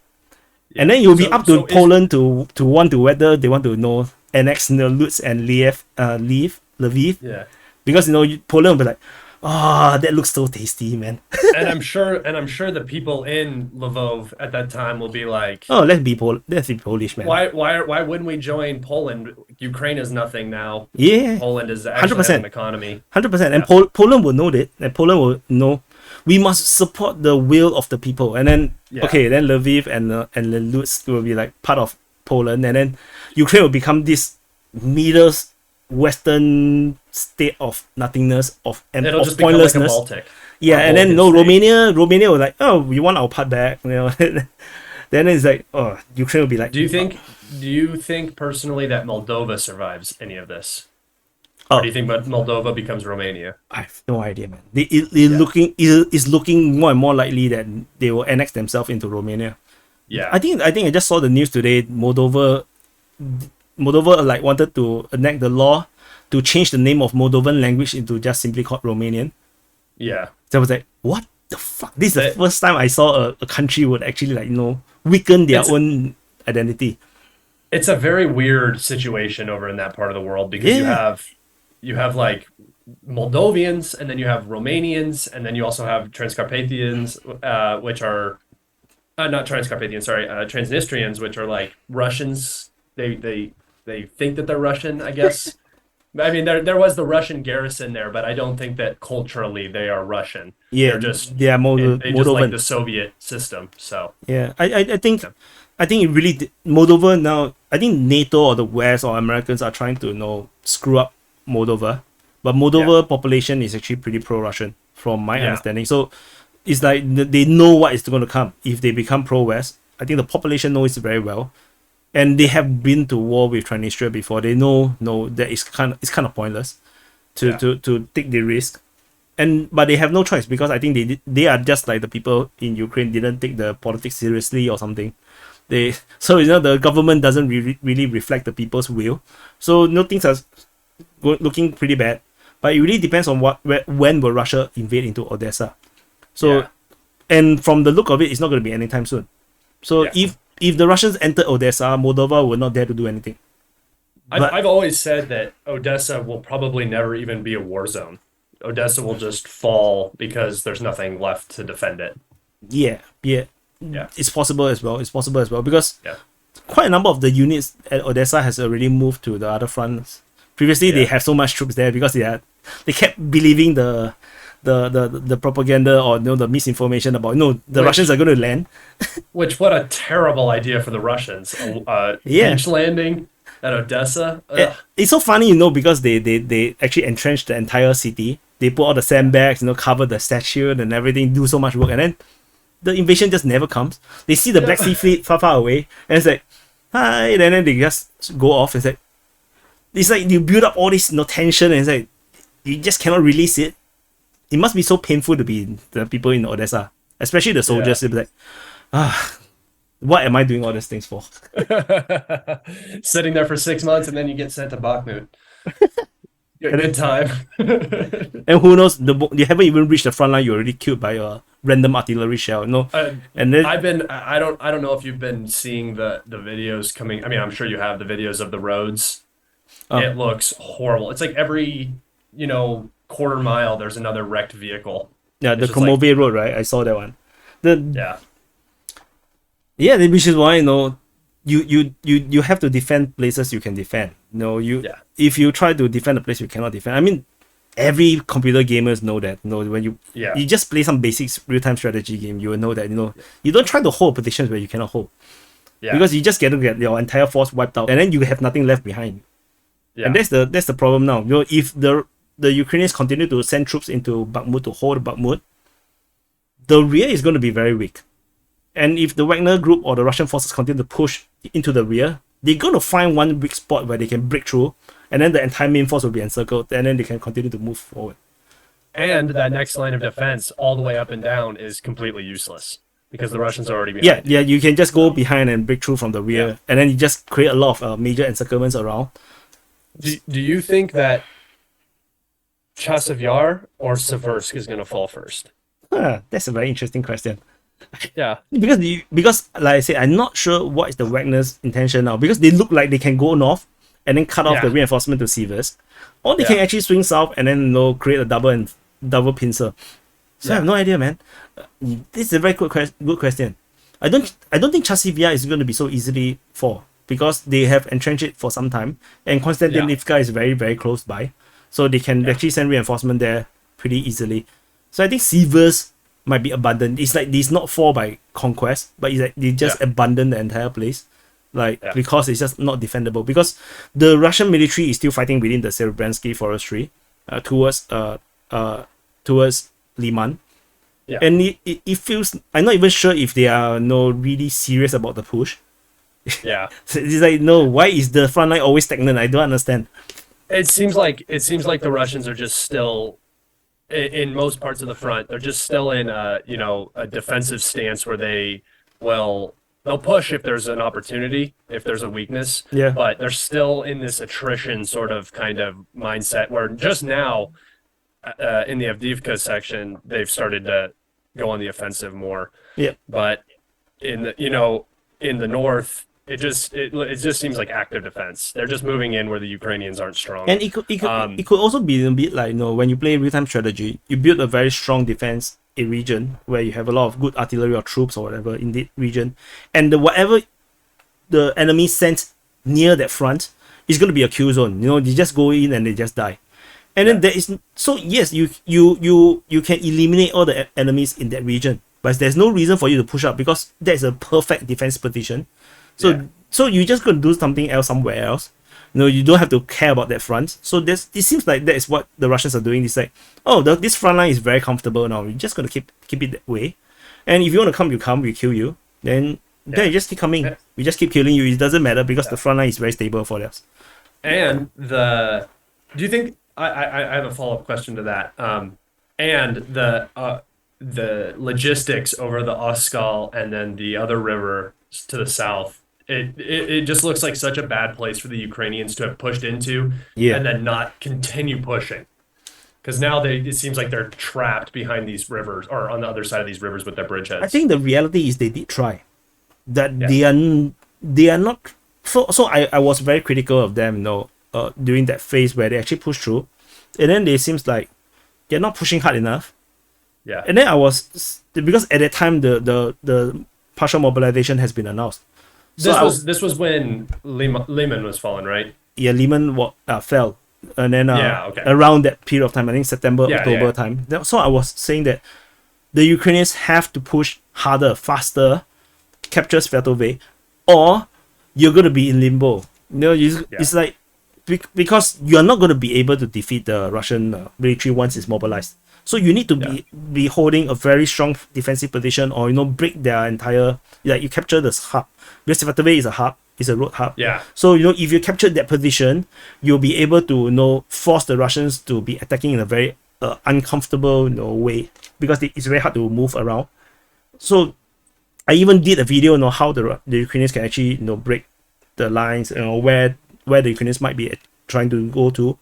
They can't break through their offensive, because they were fighting against just militias during the September time, because the entire Russian professional army was gone.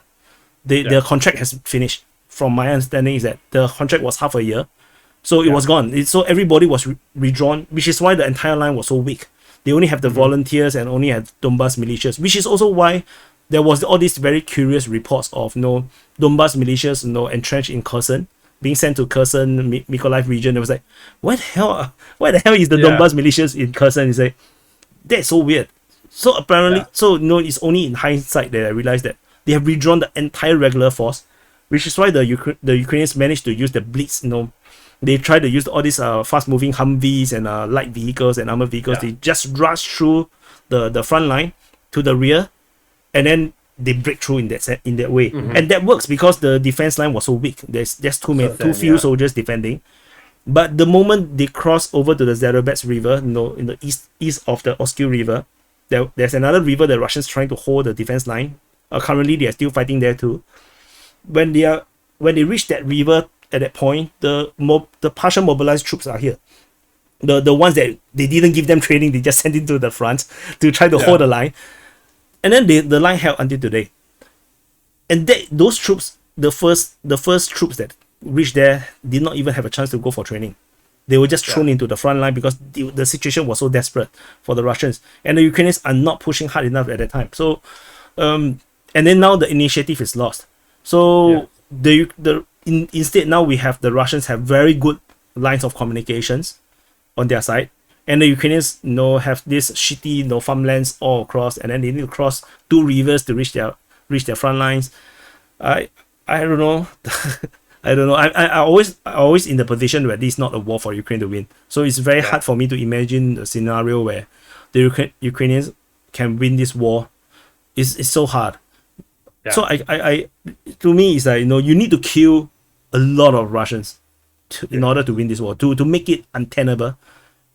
You just can't. How are you going to kill, let's say, 500,000 Russian soldiers?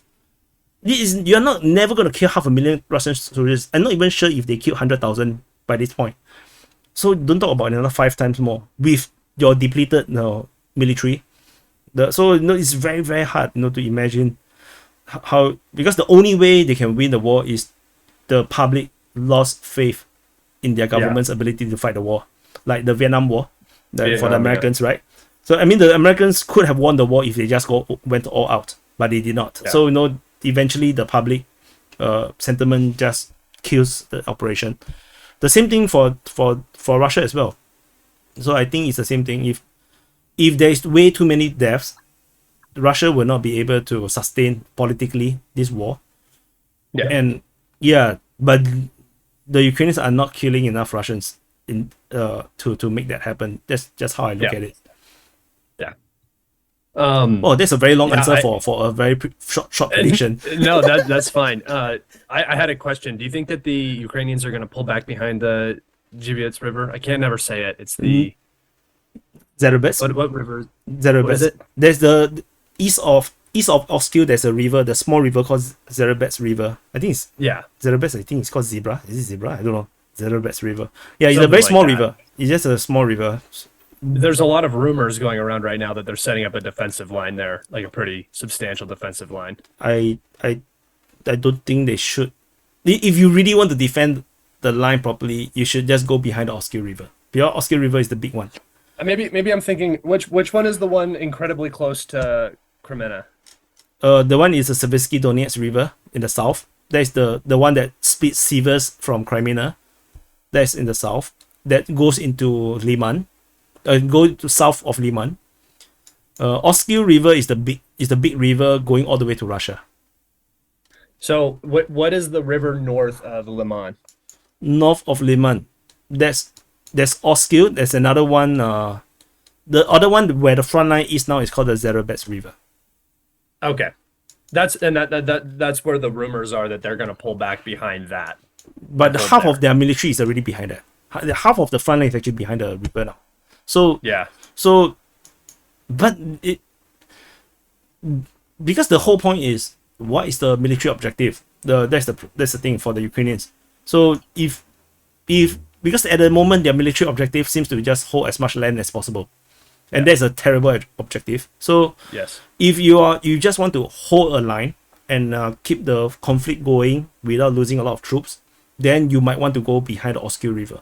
Because the Oskil River is a huge river, it's much harder to cross. So if you have a small river like the Zerobets River, with a pontoon crossing you can cross, then the Russians can come from anywhere. So and then you are the one that have to cross across the Oskil River. Like it is, but the Ukrainians just cannot tolerate the humiliation of withdrawals. Yeah, it's not like the Russians. The Russians like, we're gonna give up this location. Well, I mean, you definitely have seen my tweet from August, which was the tricolors over Kherson, and I said that Kherson was never going to be Ukrainian again. Yeah, and then Yeah, people it's just throw you for it. I mean, who Uh-huh. would have imagined the Russian military to withdraw entirely? It was completely. I didn't. I mean, I don't think it was who could have seen the Russians withdrawing. I think it was who saw the entire Russian military end their contracts. Yeah, I think that was like I the think major nobody thing that understood nobody- the Russian military Yeah, contracts. Like I didn't for read, sure. I didn't expect, which is why it's so different. People don't really understand. It's just a special military operation. It's not a war, because in a war there is no such thing as ending contract. But it's not a war, so this is their contract, and then you serve your term, you can go back now, and the Russians just drag their feet. They didn't do the mobilization. They did not recruit another force of maybe 200,000 troops. They just let things happen slowly. And I'm not sure, it could be deliberate. They wanted a military defeat so that they can galvanize the population to it's like now Seems now the bear's pride is hurt. Now Yeah. we need to show them what the Russians can do. And it really worked. The Russian population was It did. pissed.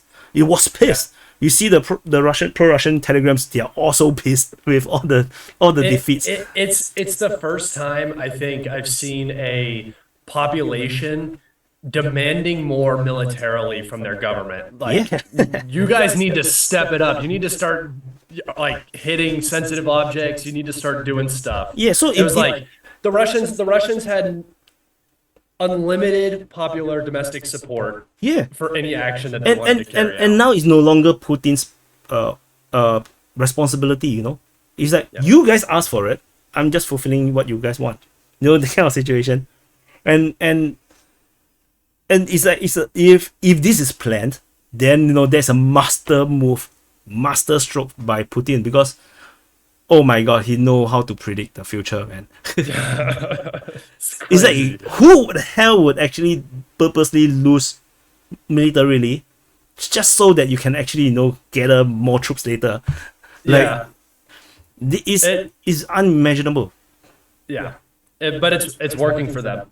You see, So- it didn't work for the Americans. They got heavily defeated in Afghanistan. Then nobody wanted to join the military now. Yeah. It's the opposite. Yeah, I have a bunch of friends that actually they were planning on doing career in the U.S. military, and then they're all dropping their contracts. A lot of them are going private. There's no interest anymore. The U.S. military base used to be usually poor Republicans. Yeah. That's the large part, and then now with the Biden administration, nobody wants to join. Yeah, nobody would die for Biden. Yeah. Yeah, That's especially the thing is- especially the Ukraine war. Everybody was watching.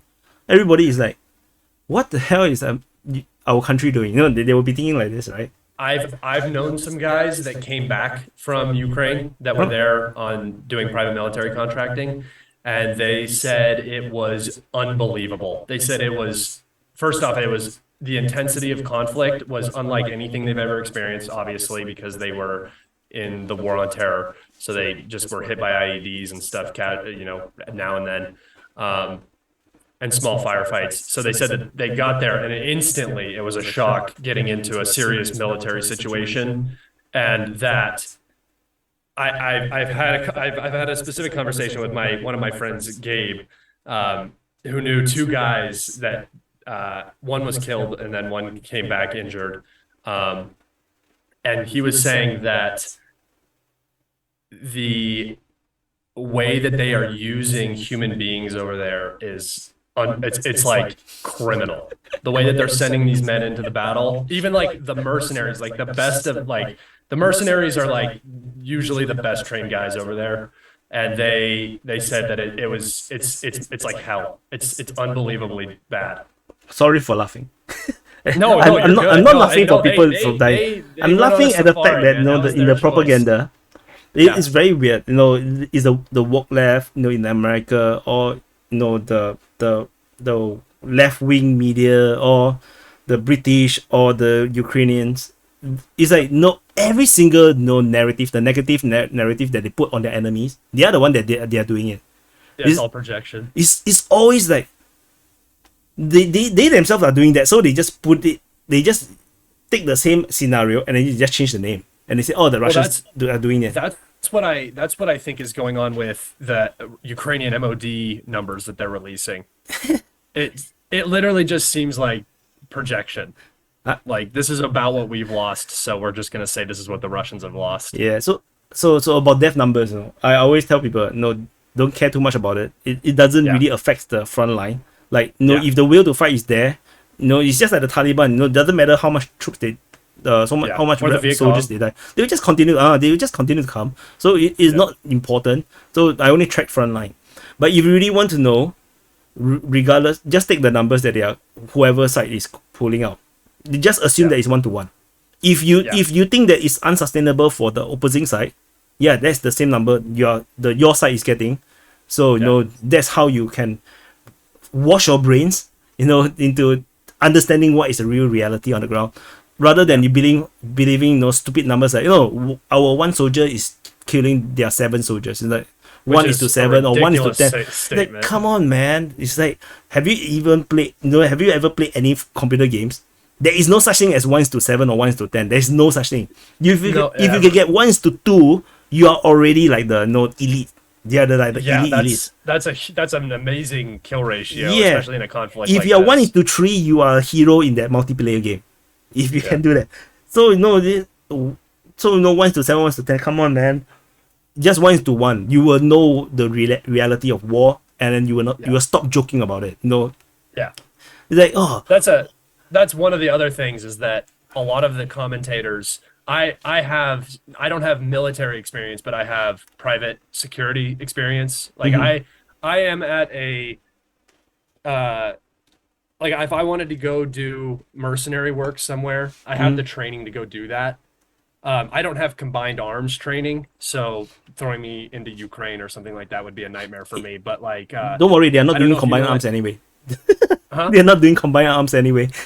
So, I know, it doesn't matter. It's like I have more like do you know what SWAT is? Like SRT, Special Response Team. SRT? SRT. Oh yeah. Special Response. Is a Special Response Team. Yeah. That's what I used to do. So it's more like really, really, really proficient police, right? And so I'm just it's crazy to hear people talking, especially on Twitter. And commentating about the conflict, and it just is so removed from reality. They're talking about like, oh, wait for the tanks to come or something like that, and it's just do you not understand how this conflict works? It's like what they need is artillery. So they just need more artillery. Because the way you can actually kill 1:3 or 1:7 or 1:10, your numbers, your troop numbers have to be in multiple times of your enemy. So if you are 3 times more than your enemy, you 1:3 is possible, because you have 3 times more firepower than him.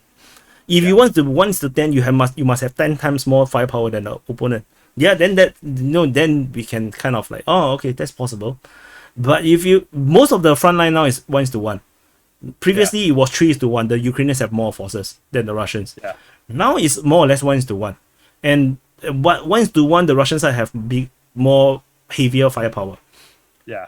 The Ukrainians only have more accurate firepower, but they are lacking ammos now for the artillery. So the artillery seems to be more accurate. So if they are managed to spot you, they are going to die. But the Russians, half of the time they can also do very accurate artillery. So but they have more artillery, they have more planes, more bombs. So more or less the Ukrainians are going to be in the back foot. And then the Ukrainians themselves, the Ministry of Defense themselves are saying the same thing. They are struggling, in the sense that the Russians are more heavily armed. They themselves say it themselves. So I don't know. The information will just disgust me, Yeah, it's pretty crazy. I think we're gonna wrap it up there. That's almost 2 hours.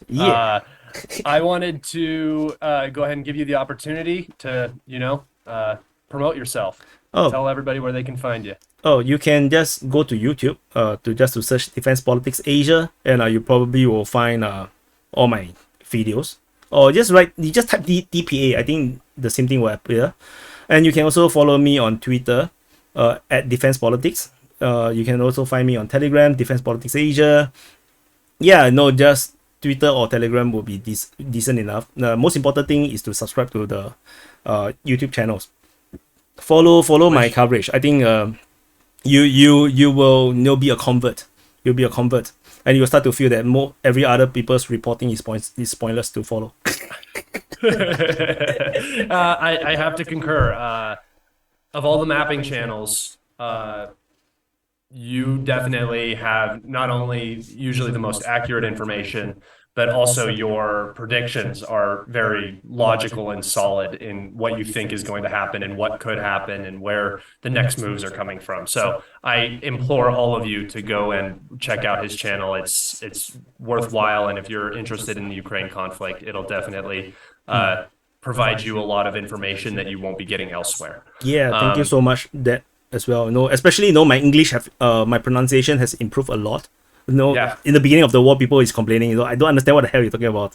It's like no, I stopped to. I don't really see such comments nowadays. So that's good. That means I am pronouncing much better. My English, the diction is much better now. Yes.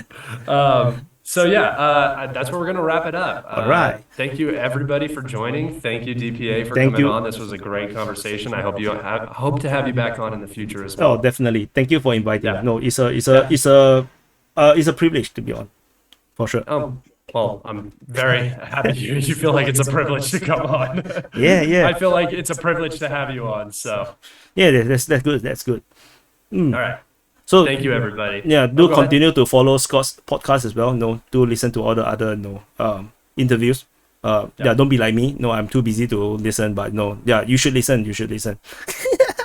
Or just ignore. I mean, just turn it on and then you can turn it down and not listen to me. Or if you're not going to listen, just share it. Don't. Yeah, just share it. Just retweet it. Yeah. Right. Just be nice. Thank you so much, everybody, for listening. Thank you. This is Kalibrated. Goodbye. Recording stopped. All right. Awesome. That was great. I would love in the future to have you maybe History Legends and like NWE on at the same time. Cool. We are all buddies. Yeah. I think that would be a good thing. I'm gonna try to have each of them on individually as well. So that's my plan for this. Yeah, you let me know if you cannot find History Legends. No, I'm talking to him like on a daily basis. Come talk to you about a contact. Yeah. I'm talking to him like on daily basis. We are like the brothers from the different mother. So. Okay, cool. Yeah. Awesome. I hate asking guests for other people's contact information. I can share you, no problem. NWE is also part of our gang, so it's like we always talk to each other. So. Yeah, it's very interesting how the so-called the neutral scene is just this few of us. It's so weird. And then it's like it's exactly this few of us that is actually always talking to each other. Yeah. Yeah, I feel like I need to, because I don't have a horse in the race. I just think that what the Russians are doing and what the US is doing, I kind of side with Russia in this conflict a little bit. Yeah. But also, I feel like I need to start changing my Twitter a little bit and covering more evenly what's going on. Not because I care. I mean, I'm doing okay. It's just I feel like it just doesn't necessarily represent how I think always. I personally lean Russia a little bit because I just cannot support Ukraine. Whatever they are doing is just ridiculous. No, the main thing is the misinformation and the propaganda. I just can't stand it. I can't stand people who are hypocritical, coming with stupid statements, and especially when people are dying and you're getting a lot of people killed, and then you're just lying about it. Yeah, then I can't stand it. No, it's like you have no reasons to do it. So I'm the kind of guy that I learned to become just very blunt and straightforward, which is why I always picking a fight with the NEFO people and the pro-Ukrainian people. Is like I just can't resist trolling them because the kind of thing that they say is just so ridiculous. Like I can't. It's so ridiculous. I mean, I see some of it on the pro-Russian side. There are some people that are obviously, it's the internet. There's going to be loons everywhere. But I mean, it's daily on my page. I see some of the stupidest tweets that I have ever seen in my entire life. Yeah. And like Paul Mazzaro Yeah, and I just muted him. and like McFall, and Sarah Ashton and James Velasquez. They're all just And people like kept lying. kept replying to them, and then they keep appearing on my wall. That's my problem. Yeah, I know. don't follow them, you know. I can't stand James because James is profiteering. That's why he's there. He is a, I don't know if he's a Western plant, but he is not doing anything that he's saying he's doing. If you look at his page, James he is like, Spenceley. huh? James Spenceley, right? The Australian. Is it James? No, Velasquez. James. Let me see which one. Oh my God, Velas. I'm not sure. I'm not sure who is it, man. Oh, Here, I'll Vasquez. send it to you. James Vasquez, is it? Vasquez. Yeah, he got 400 over 1,000 followers. Yeah, I don't follow him as well. Yeah, I know. He's the one that's he's the one that's talking about he was the one in the beginning. He was on that road and he was doing a PR thing in front of a Ukrainian tank saying it was a Russian tank right outside of Kiev. Like this is why I always tell people, everything you see on the internet is because someone wants you to see it. Yes. Every single combat footage is because someone wants you to see it. So don't. And it's very weird because even the pro-Russian side, people are saying that no, we are not seeing a lot of footage from these fronts. Maybe then they do an analysis or projection of what is actually happening because there's a lack of footages or there are what kind of footages. So it's like, come on, man. You are only seeing like 0.001% of the combat that's happening on Ukraine at most. Yeah, and that's one of the things is I talk to people a lot. They'll post a picture, those field pictures where there's supposedly Wagner lying all over the place. How you tell? Where you can't tell if it's I can't even tell those are. I can't even tell which soldiers are there. And then they're like, oh, look how many losses Russia is taking or Ukraine is taking, and I'm going, guys. This is the most anecdotal way of explaining casualties. You won't see 99% of the artillery shells that fall in this battle. You're not seeing that. So you're not even 1%, man. Like I've probably seen personally maybe like 5,000 to 10,000 dead Ukrainians. Like for me to say give any number as a realistic number is just completely uneducated. I have no idea. Yeah. Exactly. But you see, it's shocking to a lot of people because a lot of people don't understand that people die in war.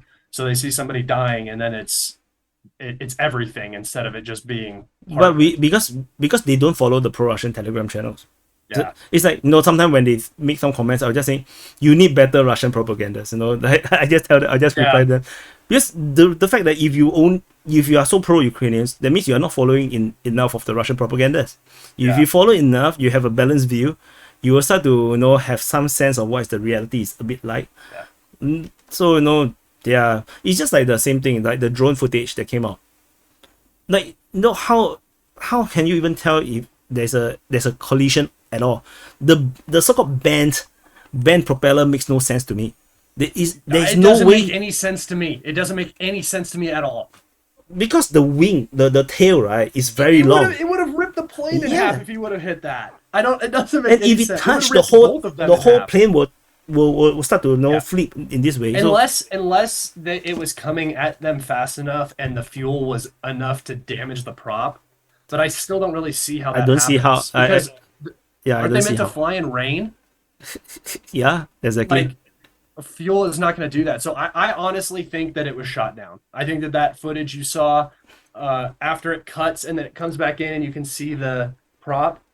I don't think that's real. I think that's not real. I don't understand how it could. How can it possibly hit the prop and not rip the whole drone in half? And someone actually highlight a good point is that where's the yellow stripes? The yellow stripes. Yeah, and I saw that and I didn't know if that was just lighting. I'm always so careful with that stuff because if it's like in a shadow or in something, but yeah, it doesn't even look like the same. And the footage is weird. You have lost your footage, and then suddenly your footage is back, but then you show that the propeller is it just looks like a cover up to me. Yeah, But no, people just buy into it. Everything it's like okay, Yeah. whatever. I was stand corrected. No, I stand corrected. But whatever. Yeah. It's easier to just shoot it down. It's just easier to shoot it down. It's so much safer and Yeah. and you can just say that you hit it. Yeah, whatever. No, can just say that. whatever had happened in that footage. I it's like it's already to me. It's just too risky. It's just pointless to do that. Just shoot it down. Those some of those pilots though are just crazy. They're just crazy dudes. Yeah. So I don't think that the fuel dumping necessarily is fake, but I don't see how that plane hit that hit the drone and didn't first off completely destroy the plane. Yeah. Because airframes are not meant for collision. Yeah. And then how the drone was continue flying while the prop is just spinning and this little part is bent. Like it just barely nicked it. Yeah. Doesn't make any sense. So- It would so- rip the whole prop off the plane. So I don't. Yeah, I don't fully buy it. But the thing is that no, I also don't want to talk too much about it. It's like Yeah, no, it's like the balloon. It's like the balloon incident. It's like why the hell people is over analyzing the balloon thing. Dude, It's that was a crazy 3 days where people were so over invested in it, and I didn't write a tweet about it. I was like, it's a balloon. yeah. It's a balloon. I didn't want to talk about it at first as well. I didn't tweet about it. I didn't really care about it. It's just that it gets so overblown that okay, Everybody's talking. about okay, it. no It's also- choice. I have to talk about it now. Yeah, yeah. That whole balloon fiasco was just a complete joke to me. But I'm surprised how big the balloon is. After recently I only heard it's 10 stories big. The balloon is actually the They're big balloon. huge. I was Oh like, yeah, they're I massive. thought it's a small balloon. It's like But so it's actually a big balloon. also them saying that they couldn't shoot it down over the United States. That thing was flying over Montana. That is the biggest open empty space in the world, dude. That's like the Mongolian desert in terms of population. I don't know. It's just weird. It's just a very weird incident though. It's like It's just I think I personally just see it as more fear mongering. It was just an easy way to be Yeah. like, oh look, China's doing bad stuff. maybe it's just not a threat, so they don't really care. Then it's like Yeah. people spotted it, so they have no choice. They have to do something about it. I think I bet those balloons fly over all the time. Oh, 100%. But Yeah. something that big, I think maybe it's the first time. Maybe it's Yeah. too big. It's just way too big. So yeah.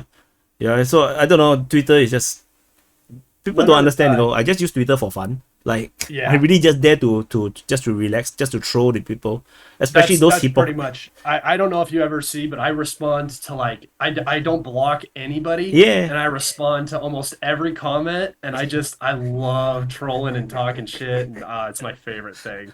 Because that's what I do as well. I don't block people because if I block them, then I lose my reach. What's the point? No, I want them to read what I do. I just don't want to read what they say. What I always say to the NAFO, Uh-huh. the dogs, is I go, anytime they're like talking they're commenting, they always comment the stupidest shit. I always say, thank you for commenting and sharing my content with everybody who follows you, and it's like you just help me exploit the Twitter algorithm. But in the same way, pro Russians always talk to or retweet or reply to the Paul Massaro and all the gang. Yeah. It's like Yeah, Come on, man. I definitely help people with their reach as well in what I'm doing, but I see it as I can make fun of them. oh. No, I for me I'm very confrontational. No, it's like Yeah, once you become rude to me, man, I'm not gonna I'm gonna insult you to your death, man. I'm gonna like humiliate also, you. About oh wait, no, that wasn't you. That was Syriac. Syriac was getting into it with Didi about the mapping situation because you post your map on the internet and then you're expecting Pusha everybody to be per minute or something like that. What's her name? Yeah, it's just Donbass Divushka.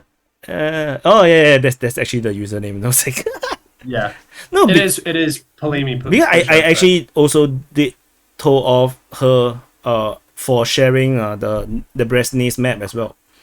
Yeah, So because his mapping is entirely fake. That's the thing. Because so the background just to share to you, he actually when he was a nobody, he was in my Discord channel and he approached me and said that he has sources. He said that he's a Russian and then he have a relative fighting in the Donbass region and he have information from the ground. So I told him that I cannot just write information like this. You have to Yeah. you have to maybe at least you create a Twitter account or something so that I can quote you. Then I can attribute the source, the information to you because I'm not going to be the source. So that's what he did. And then somehow his channel very easily get banned by Twitter for some reason. I know. And then after a while, so it doesn't matter. No, I will just continue to so around 1 to 2 weeks in, I realized all his information do not corroborate. And then I started to question him. Then one information he shared to me was he said that a certain location has been captured by the Russian forces. Then I said, "Oh, where's your source?" Then he gave me a video, a link to a video where Donbass militia or something, officer or what, was replying in an interview. Then I used Google Translate to use the microphone mode, and then I translated his entire reply. I said that he did not say a single thing about that location. This was actually a different information talking about Severodonetsk or something like that. Then he was like, he got caught in the act by me. Yeah. And from that on, then I was thinking, all right, this person outright lied to me. Yeah. So within the next 24 hours, I started to discredit him entirely. And then in one of my C-Rep, I simply call him out and say that, his information is entirely fake. Yeah. And it's not just him, there was another guy whose information was also cannot be corroborated. Then I was very pissed. So there's a couple of them, and they have done severe damage to the pro-Russian community by putting out those fake maps. And it kind of messed up my mapping because now my map is dirty. So I have to clean up my map. So I told my followers, I said that, for the next 2 weeks, I only going to post information from my most trusted sources. Yeah. And I'm going to clean up, the map. Because it was the Ubladar situation, right? Those days that was in June. The thing that happened was during June, around June. Oh, okay. So it was when Severodonetsk was still being fought over. I think around there. And then this guy was like giving me all the fake information, but it is within around the Voleda, Marinka, that sort of region, and it's very irritating because I pride myself on the accuracy of because everything is sourced, and then I use your source and your information all cannot be corroborated. Now you cannot be trusted, and then what happened is that I banned him from my Discord channel, or maybe I did not. I banned him from did I ban him from Discord channel? I think I didn't ban him, but I just don't report on his things, and I probably denounced him. Then he disappeared. Then after that, he actually got into the books of the AZ Geopolitics. And then he became an admin on AZ Geopolitics Telegram. Yep. And then he started to share his own things again. So apparently then I realized he actually got a Telegram channel which I did not know of. So I was mapping around 2-3 weeks of the AZ Geopolitics stuff. I think 1 or 2 weeks. So because I trusted AZ Geopolitics, because I spoke to the owner before on Twitter messaging. Then so as I mapped, then I realized, hey, this information don't corroborate. That's when because if all the information, regardless coming from which source, usually within 3 days, it get corroborated by all the other sources. It's always been the case within 3 days. So nobody drag information beyond 3 days. You hardly see like 5 days to corroborate one information. Usually 3 days you get it. Then this information is all wrong. So I was like, why is it all wrong? And the AZ Geopolitics do not put their source. So that's when I started to investigate. Then I started to go through because I don't read all the channels. Obviously, it's not possible to read all the channels. So I started to go through all the pro-Russian channels and I was trying to find where the hell did he get all this map. Then I find. Then I was like, could it be him? Then I was like, because just before that, History Legends was messaging me as well. Because someone actually told me about this channel and I come across this channel. Then I saw Nabrizne. Then I straight away told History Legend. History Legend was telling me, hey, this channel is OP, overpowered. Then I went there and said, oh no, this guy you cannot believe at all. All his information is fake. Yeah. He write very elaborate stories that was like the red flag for me, was a complete shift in the amount of information we were seeing about obscure events. Yeah, it's like way too much information. If you have a lot of information on one front, that's believable because maybe you have sources on the ground. But you have information on all fronts, on like, both sides. Like you're in that. Like Come you're on, in the man. MOD or something. Yeah, he have information on the Russian and the Ukrainian side. Come on, it's like, oh my god. So it's like I told History Legend, no, this guy, you don't touch his information. It's all fake. So he then I show him all the tweets that I denounced this person, and I show him the history that I denounced this person. So History Legend say, oh, okay, he will not touch it. Then I myself end up reporting his shit, because of AZ Geopolitics. That's why I was so pissed, because it's like, I trusted you as a news source, and you posted fake information. You should be fact checking whether these sources is trustable or not. You cannot just share for the sake of viewership and reach, but that's what they do. And the owner until today refused to reply to me. He refused. He prefers to stick to this guy. Yeah. Oh my god. Then it's that I have to So it's not that bad because the owner of AZ. Yeah. I kind of distanced myself from. Yeah, I totally don't read anything of his stuff anymore. So I don't quote, I don't share anything, nothing on AZ Geopolitics anymore, because it's like you cannot empower such people, because especially it's so damaging to the pro-Russian side. Yes. Because the pro-Russian side will be so excited to share all this progress and developments. Then after that, you become fake news, because you're just sharing. And that's what exactly happened around Ugladar for me when that one map came out and it showed Ugladar encircled on two sides. Yeah, that's the Nesbrizhny map. Yeah, and that was like the one that got me. And then and then you came out and you were like, AZ Geopolitics is like not trustworthy, not primary source material. And I was like, yeah, that makes perfect sense, because I got absolutely raked for that post. And it's so irritating, It's like we put in so, because for especially I'm not sure about other mappers, I spend so much time mapping every day.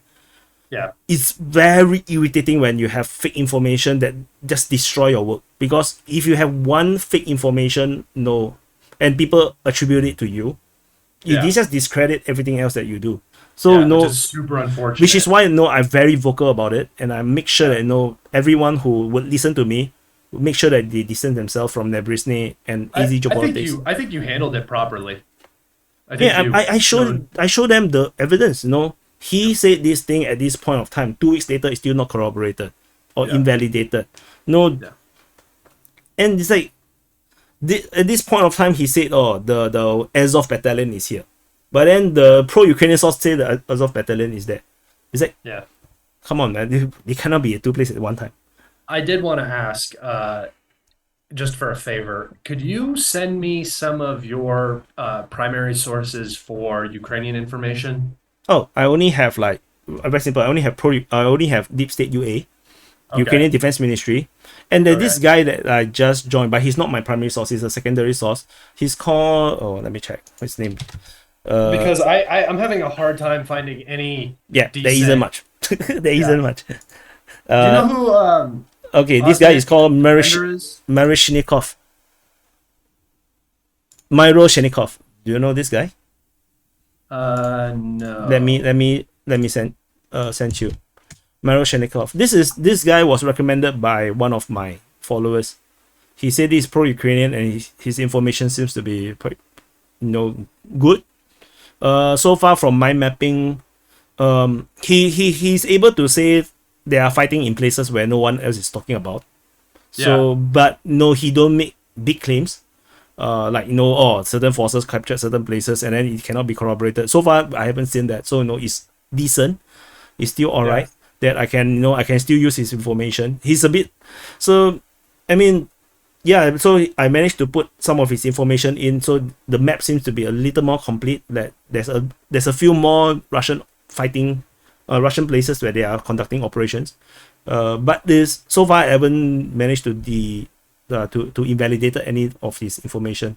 Like how you invalidate is only by captures. If anyone say that there's a capture and then it doesn't happen, no one can corroborate it. Then something is wrong, and basically all sources can be wrong. Like Rybar can be wrong, Deep State UA can be wrong. Rybar was just wrong with Bielogorivka in the Severus front. Bielogorivka? Which one?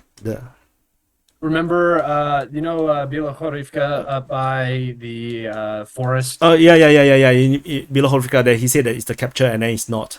Yeah, Deep State Yeah. UA invalidated him, which is why in my mapping I always map both sides. There's actually I always tell people my map there's actually it's not one map, it's actually two maps.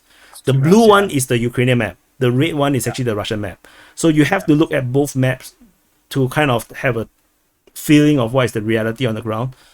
So sometimes people who are new, they don't get it. They thought that it's one map. It's not. It's actually two maps. So because people are always complaining about the overlapping mapping, I say that it's not a gray zone. It's you can see it as a gray zone if you want. Yeah, it's not. It's just the claims. It's not necessarily reality. Yeah. So that's how I operate it. Which is why every information is sourced. There are people who want to offer me on the ground information. I said that I don't want to be the source because if they are wrong, then I'm wrong. So I don't want to be wrong. Yeah. Like I'm talking to one mercenary as well. I mean, it's hard to confirm if somebody's actually there or not. Yeah. If they're a real source. So I have this. So one of there is this guy called Sanya, Florida. So he used to have a very huge following on YouTube, 1 point something million subs. Yeah. Because he reports in Russian and he uses my map. So he was he was telling me, Krasnohorivka, I reported it was captured by the Russian forces. And this was reported by Surya Maps, by Ryba, and it seems to be suggested by the Ukrainian Defense Ministry. But then he was telling me that his sources on the ground telling him that it's not true. They said that the Russian forces only have 20% of the town. I was like, I have two different sources telling me the same thing, and then he was saying that you have the Ukrainian MOD admitting that the town south of it is being attacked. That just behind it was being attacked. So it's like you cannot reach there but without capturing the town. So and then but he said that he has sources from the ground. So I don't want to because from my experience is that Surya Maps seems to have his own sources. I spoke to him.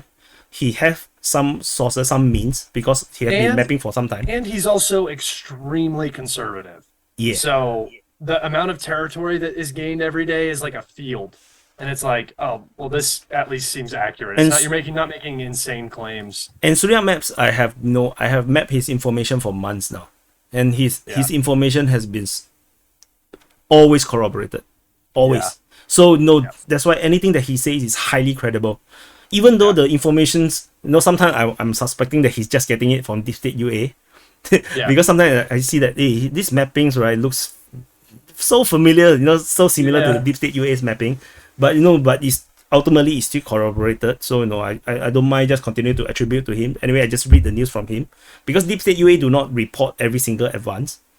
They only talk about certain parts. So he can be another source. Because I like to use the text version that they describe the front line rather than just refer to the mapping, A map, Yeah, I don't want to do that, So so that's kind of weird because Sanya messaged me and said that it's not corroborated, it's not true. People just repeating each other's bullshit. It's like I just thinking no, Surya Maps will don't listen to Rybar. And honestly, Rybar is also pretty decent in their approach where sometimes they're wrong, obviously, but they usually are the ones putting out fires, in the information space. They're like, they straight away that's not true. No, this Kormove hasn't been taken yet, or Yeah, they're the only one in the pro-Russian sphere where I see that they are always reminding people this is fake. This is not true. Yeah. They are the only one. Them and Prigozhin. And Prigozhin, coming out and saying, nope, this hasn't happened yet. Yeah. So that's the little world that we are in, which is why I think that's why Surya Maps is very sensitive. And I'm also very sensitive. Now I'm okay with people talking about their opinions and stuff, but when it comes to mapping, that is different because people is gonna believe what Brezhnev will say because the way how they put it is so convincing. It's like, wow, there's so much details. How are you not supposed to believe all of that information? It's laid out for you. Yeah. It just sounds so official. It's just that because I map it, that's why I know. When you map it over time, you say, why the fuck is the fighting is still this location where they already say that it's captured? and people still buy into it. Oh my freaking god! And I do maps sometimes, but my maps are my finger on my phone. Yeah, So as long as you can explain what's happening, I think. yeah, no, I try my best. Most of my maps are predictive too. They're not. I'm not making usually claims like this is something that has happened. It's like this is what could happen if they go this way, sort of thing. So I feel like I'm a little bit safer in my mapping. Just in my, I try Yeah. not to be wrong often. Oh, I always tell people that I'm wrong. Like even sometimes I have Oh, of negative course. commenters in YouTube. Then they will say that you are wrong. Then I'll just reply, you're right. I'm wrong. You're right. Yeah, you're right. Then it's I was like wrong. then the conversation will end. Then he'll be like nowhere. He'll be in limbo. That is something that's been happening. Is like I have a bunch of people coming in and pulling up tweets from like June, and they're like, "Oh, look, you were wrong." It's like, well, first off, this is a war. I'm thousands of miles away. Of course, I'm gonna be wrong. I have no direct intel on what's going on. And it's not I have just my, that. like sources. June is so long ago. It's like I know. so And many then things has I'm happened like, since. No. and it'll be something completely unrelated. Like I'm talking about Bakhmut and I'm talking about the situation around Bakhmut, not being critical, not being, not making jokes, being like logical, just talking about like the encirclement or what. And then they'll be like, what about Kherson? And I'm like, bro, Come on, that's man. like 8 months ago. What are you talking about? They like pull up an old tweet of mine and I'm like, but you're paying attention to what's happening right now.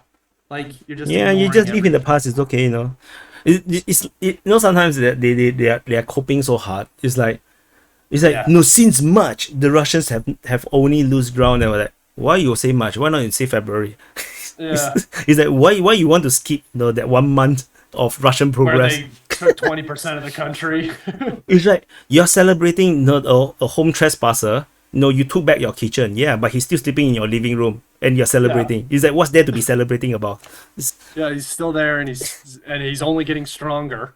He's Yeah. only gonna be back in your kitchen soon. So, yeah, I don't. It's goofy. It's a mixture of. First off, there are dumb people. There are people that are just not very smart. Those have to be accounted for. But then there's smart people that are just do not live in reality, and it's so weird. It's I don't Yeah, know. I know that. I no th- like I talk to certain people who looks very smart. Some of them is professors. Like I was on this Mazarin Geopolitics earlier on. He invited one professor who teaches, I think, politics or foreign affairs or something like this. They're usually the worst. Oh my freaking god! I say what's the They're difference usually the between the Americans invasion of like Iraq and Afghanistan versus the Russian invasion of Donbass and Ukraine? And it's like He says it's different. just even comparing those two, like realistically, like there are some comparisons that you can make, like the rules of engagement, I always say, is important because like the US went into Iraq and destroyed everything in the first days. Like that was that was shock and awe. They went in and the Russians didn't do that. So you can make those comparisons. But they don't care. Ukraine has the entire financial intelligence and military support of the European Union and the United States. It's like, how are you going to compare that to an isolated Iraq getting bombed out by air superiority? It just doesn't make any sense. Yeah, it's like they feel that intervening in Yugoslavia is okay, but Yeah. so because Yugoslavia, the Serbs and the Croats and whatever, they have all these dispute, and then the NATO forces went in because they feel that they need to save the minority. Yeah. So the Russians also went in to save the minority. What's the difference? It's the same. There is none. But then to What's- her it's like what's no, the it's difference? different. Oh, like fuck, What's the man. difference between the Russians taking Ukrainian resources and the United States taking The oil fields Syrian. in Syria? Yeah, it's- It's the same thing. Yeah. What's the difference between bombing Libya and bombing, Kiev? There's no difference. yeah, it's like, oh my god. It's like Fine you're for freaking me, but not professor, for you. you're a professor. Oh fuck. So the educated people is like this. It's like the same. And those are people teaching people That's the how to problem. think.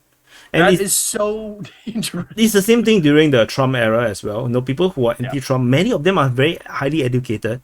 It's like, Yeah.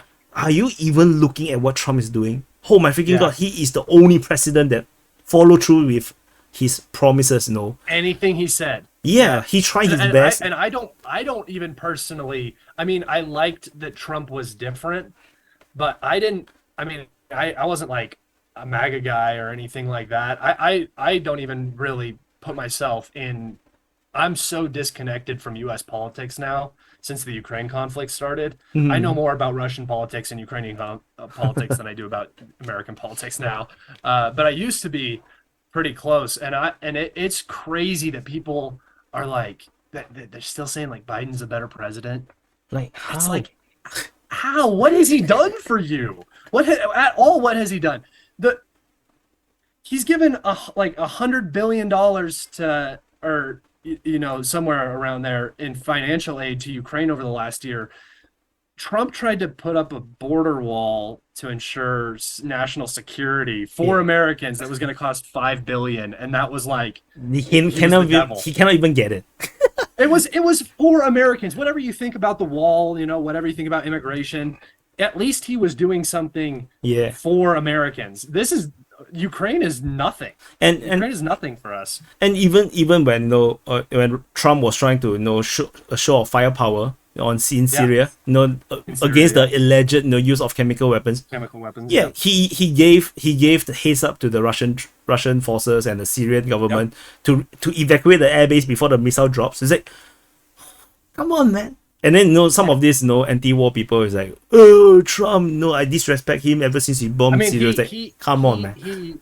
He nullified the situation at least a little bit in North Korea. However you want to think about that, it's entirely neutralized, man. Like until Biden era, Yeah, he went in there and he solved that issue, which was a huge issue. And if he would have got a second term, I think that whole region would be much better off right now. He also avoided conflict with Iran, which there was that whole Gulf incident where they took down a drone. And then they killed their number two. And he was talking about China being a legitimate adversary to the United States. And then he was talking about how Russia was not the adversary to the United States that they needed to be worried about. It's from a nationalistic point of view, Trump was definitely the better president. Biden has not done anything. But he got voted out. So yeah. But of course, the way how he's voted out, that is actually, I can't even talk about it on YouTube. Yeah, I know. Yeah, no, I definitely voted for him the second time because I knew it was coming. I knew that this was all going to start again because this was the same. It's the same. It was the same with the Obama administration. It's the same neocons that are neolibs and neocons that have power. It's the Lindsey Grahams and the warmongers are the ones that are definitely stronger when Biden was than when Trump was in. So I don't know. It's a lot. Yeah, I was very pro Trump because I was actually very anti-Americans by the midterm of Obama because I was disgusted because I was a huge supporter of Obama because he's very well spoken. He said things that I like to hear. Yeah, I thought he was going to do a lot better than he ended up. Oh my god! Then after that, all the divisions that he made, it was like, what the hell, man? It was a wasted opportunity. He could have had an amazing 8 years. He screwed up my region badly when he allowed China to reclaim the islands in South China Sea. United States is the only country that can stop China from reclaiming those islands. Yeah. And United States did nothing. And now there is this. I always explain this as there's now this knife at the throat of Southeast Asia, and there's nothing we can do about it. Like the knife will always be here. So, and then we have to now tiptoe around China because the entire middle, the very heart of Southeast Asia, right in the middle, China claims it.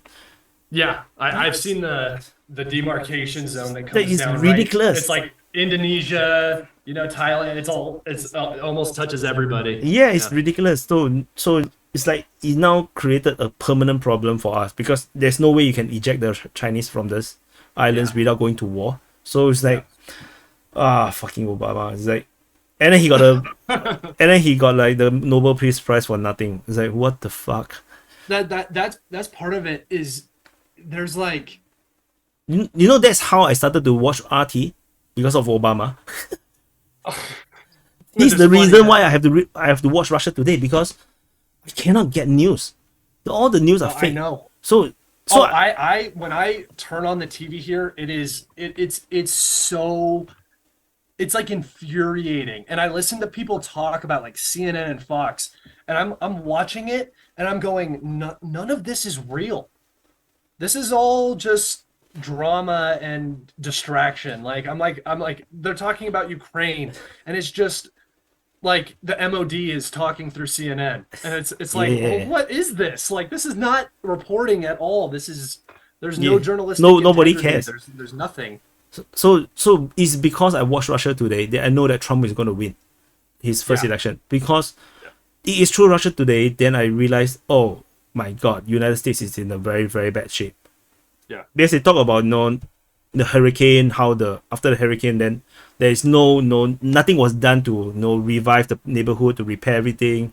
Then Yeah. how the middle states are all struggling, the poverty and all these things. I was like, holy shit, you don't really hear anything of any of this. Then after that, No, I start to it's so much worse here than you think. yeah. I'm a teacher, right? So I know personally that the education system is so absolutely fucked. The kids are so behind. Like, how you're talking about China being competitive. The US is like anti-competition right now. We are losing everywhere. We are also losing our infrastructure is crumbling here. It's so much worse than you probably even know. Uh, I saw some footages. Bridges. We're coming up against a major issue with our infrastructure because everything is getting so old. And then if you look at like California, Seattle, New York, most of the Democratic run cities, the homeless, it's unbelievable the number of homeless people we have in America. It's crazy. And health insurance is getting expensive. Rent is almost unlivable in most places for a lower wage And it income was already earner. very bad during the Obama days. I think now it's even worse. So Mhm. it is because I watched it, and then that's how I started to dig more.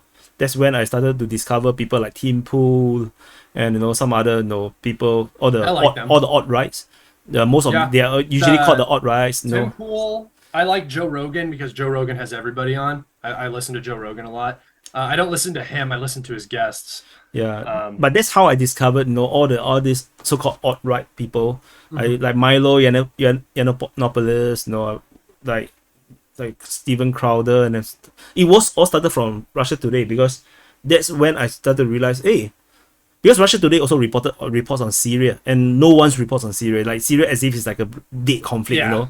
It's like, but Yeah. actually things are happening, and only RT is reporting about it. So that's when I learned about it. Then I learned about America. Then it's like, hey, then I learned about financial, the system, some of the crazy shit. Forgot what's the channel already. Then after that, I start to spread out on YouTube to watch all the other people. Then, oh yeah, Then that's when I realized that Donald Trump actually will have a very good chance of winning, because Mhm. Hillary Clinton is absolutely a no-no. And I think he's gonna win again. By the way. yeah, I think that's what I think. But the political scape now is kind of very messy. Like Yeah. United States now is very messy, the political landscape. So I'm not sure whether he would actually get sabotaged into losing again. Oh, I mean, if they, I think that he would win if it was a fair vote. Yeah, yeah. I mean, Yeah. he shouldn't have lost. I don't know. He shouldn't have lost the re-election, which is why it was a huge shock to me that the number of haters is so much, but then the problem, the states that he lost that actually cost him the presidency are those with problems with the election system. Yeah, Yeah, it was Arizona, which has a huge. I Michigan. live right next to that state, and they have huge problems even with their local elections.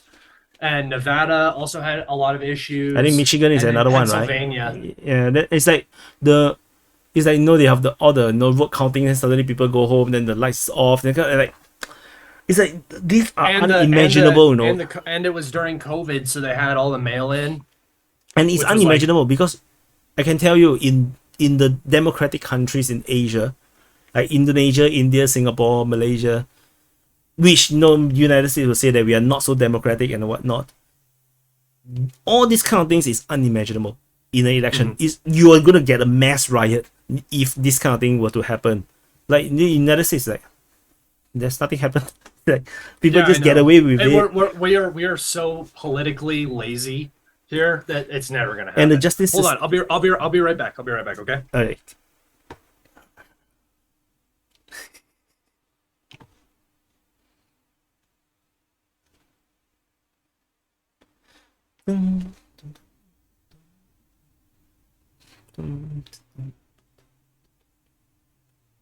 The lighting makes me look like I got eye maker.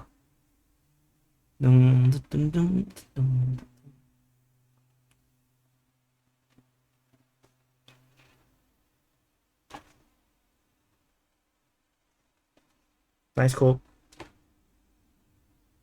Yeah, in case you guys are boring, because I think I gotta upload this. Then yeah, this is gonna be like I'm too lazy to edit. So this is gonna be in it.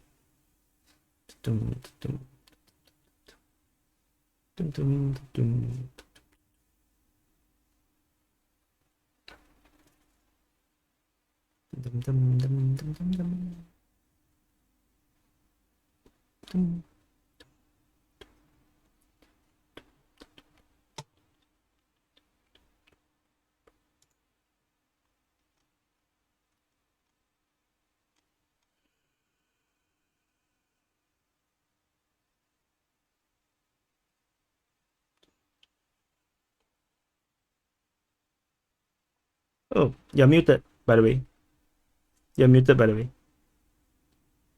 Sorry about that. I had Yeah. to go let him in.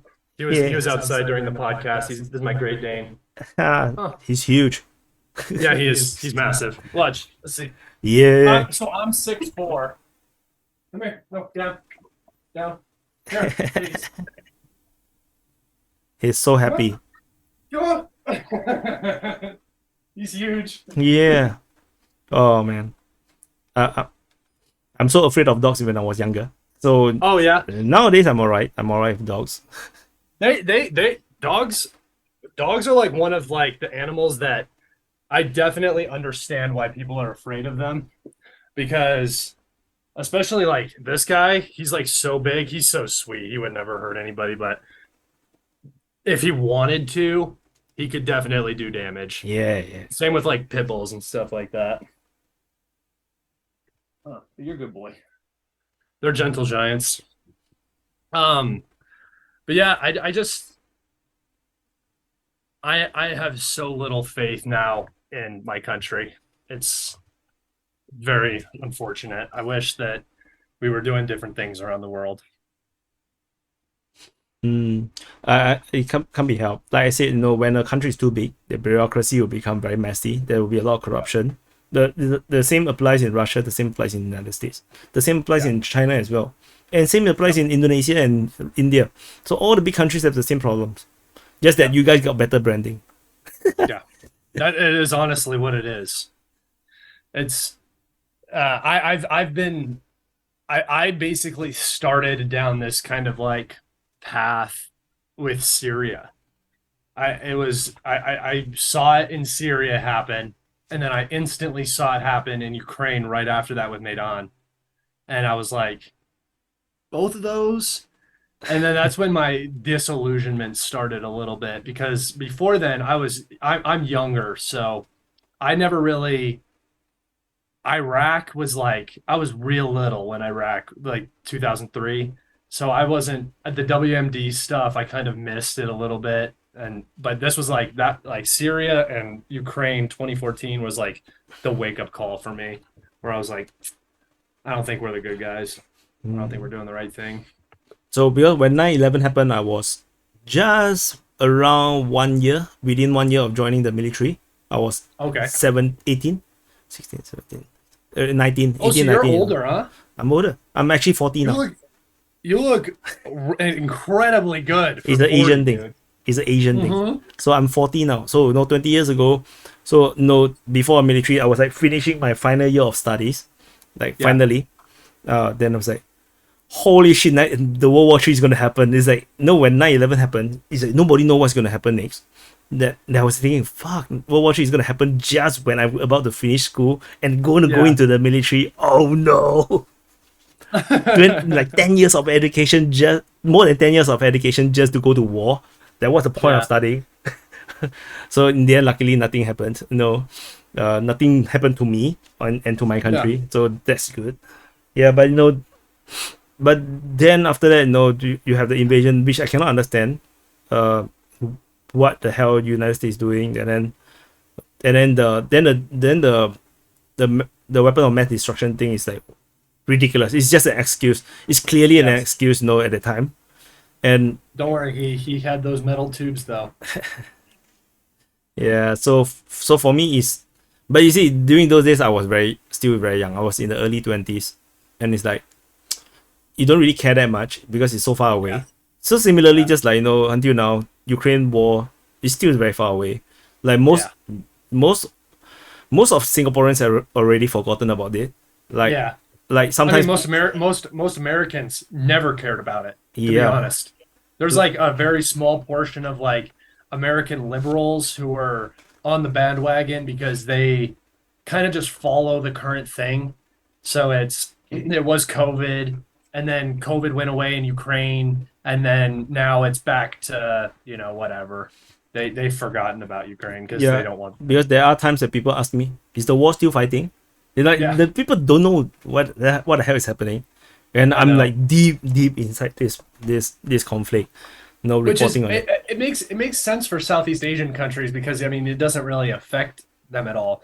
But Come it's on, we don't even funny- care about what's happening in Myanmar. Like, Yeah. fuck Myanmar, man. It's like, Which by the nobody cares. way, I had a question about that.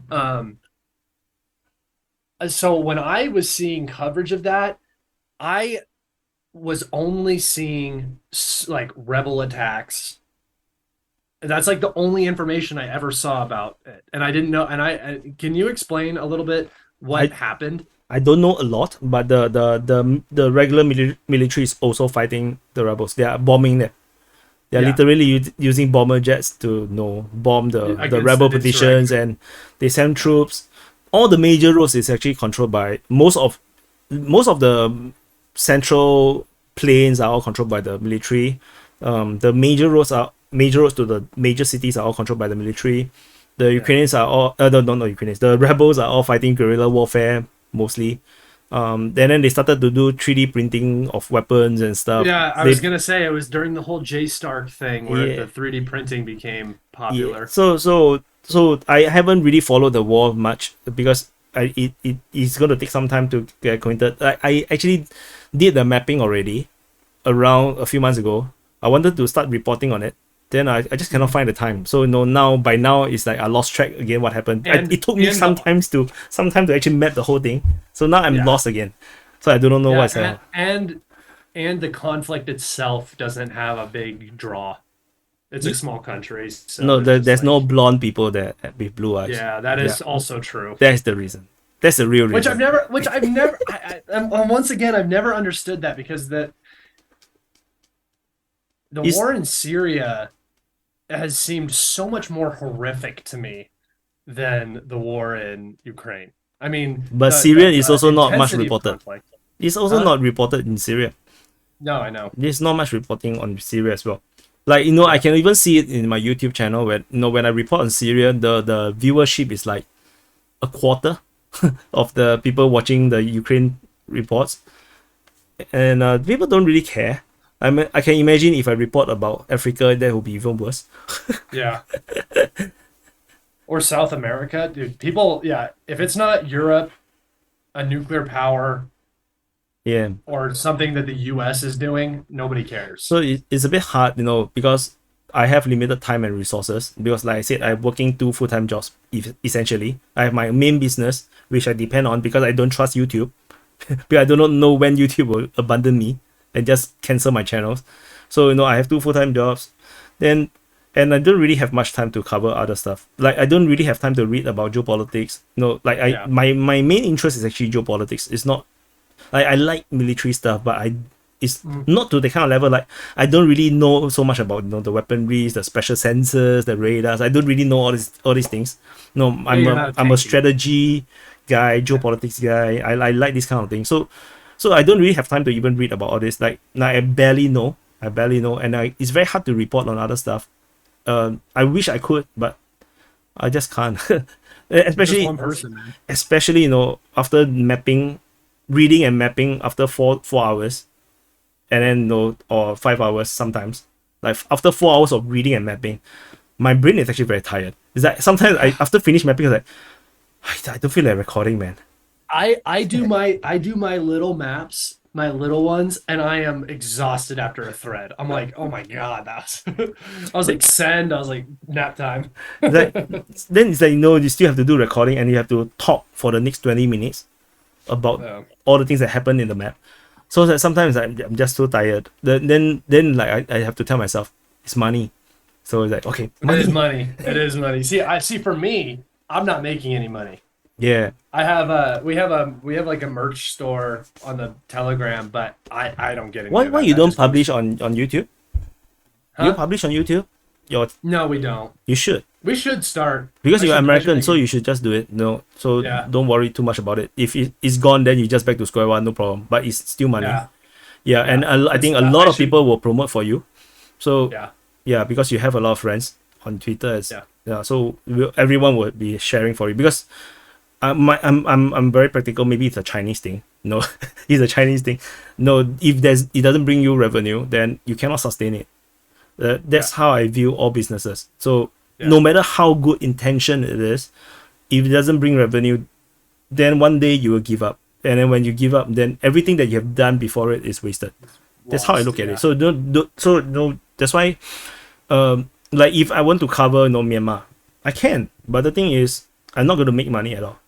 If I sacrifice family time, I sacrifice time that I could report on other geopolitical stuff, headlines, and which could earn me more money, then I'm kind of like shortchanging myself. And then I'm not serving anyone because nobody cares about the Burmese. So it's like unless my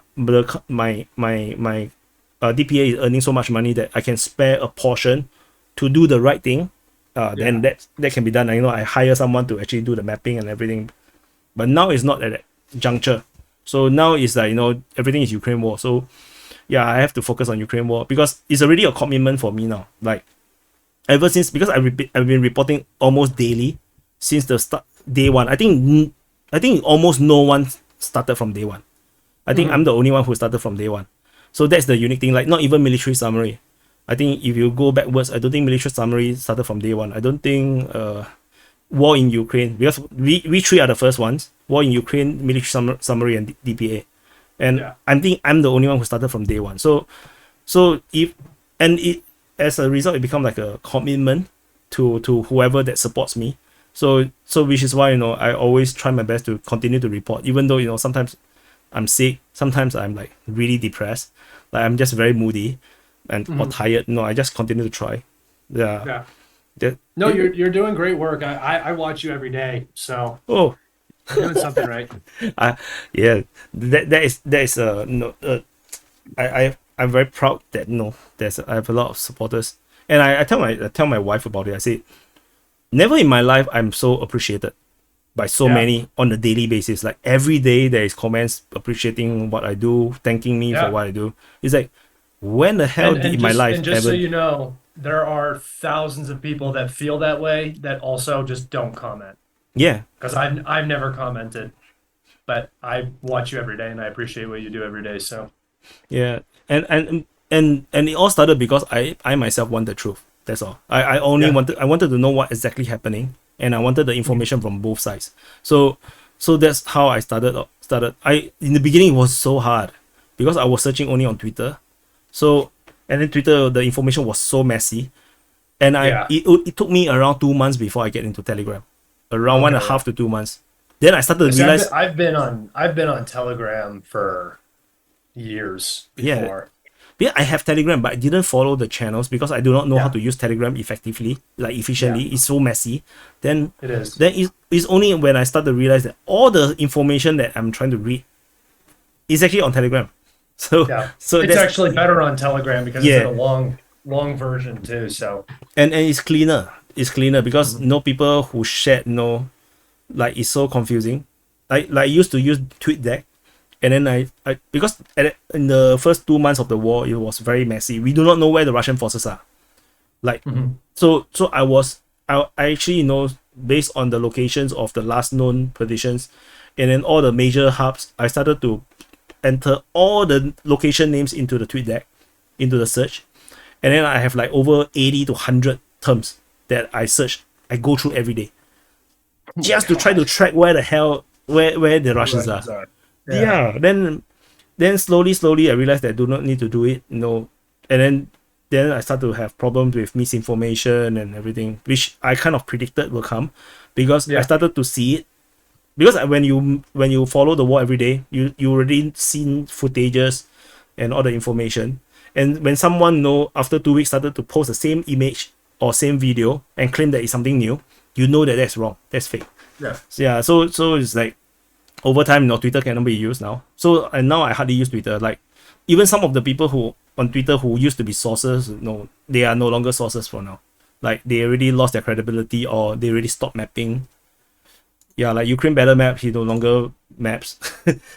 Dude, I am at a loss with that guy. I used to talk to him like in March, April, I suspect he's a May. different person. I suspect. Dude, it's like, and then I've tried to talk to him again, and it is literally like the person does not remember the conversation that we had. Yeah, I think he's a different person. It has to be. He has to have sold that account.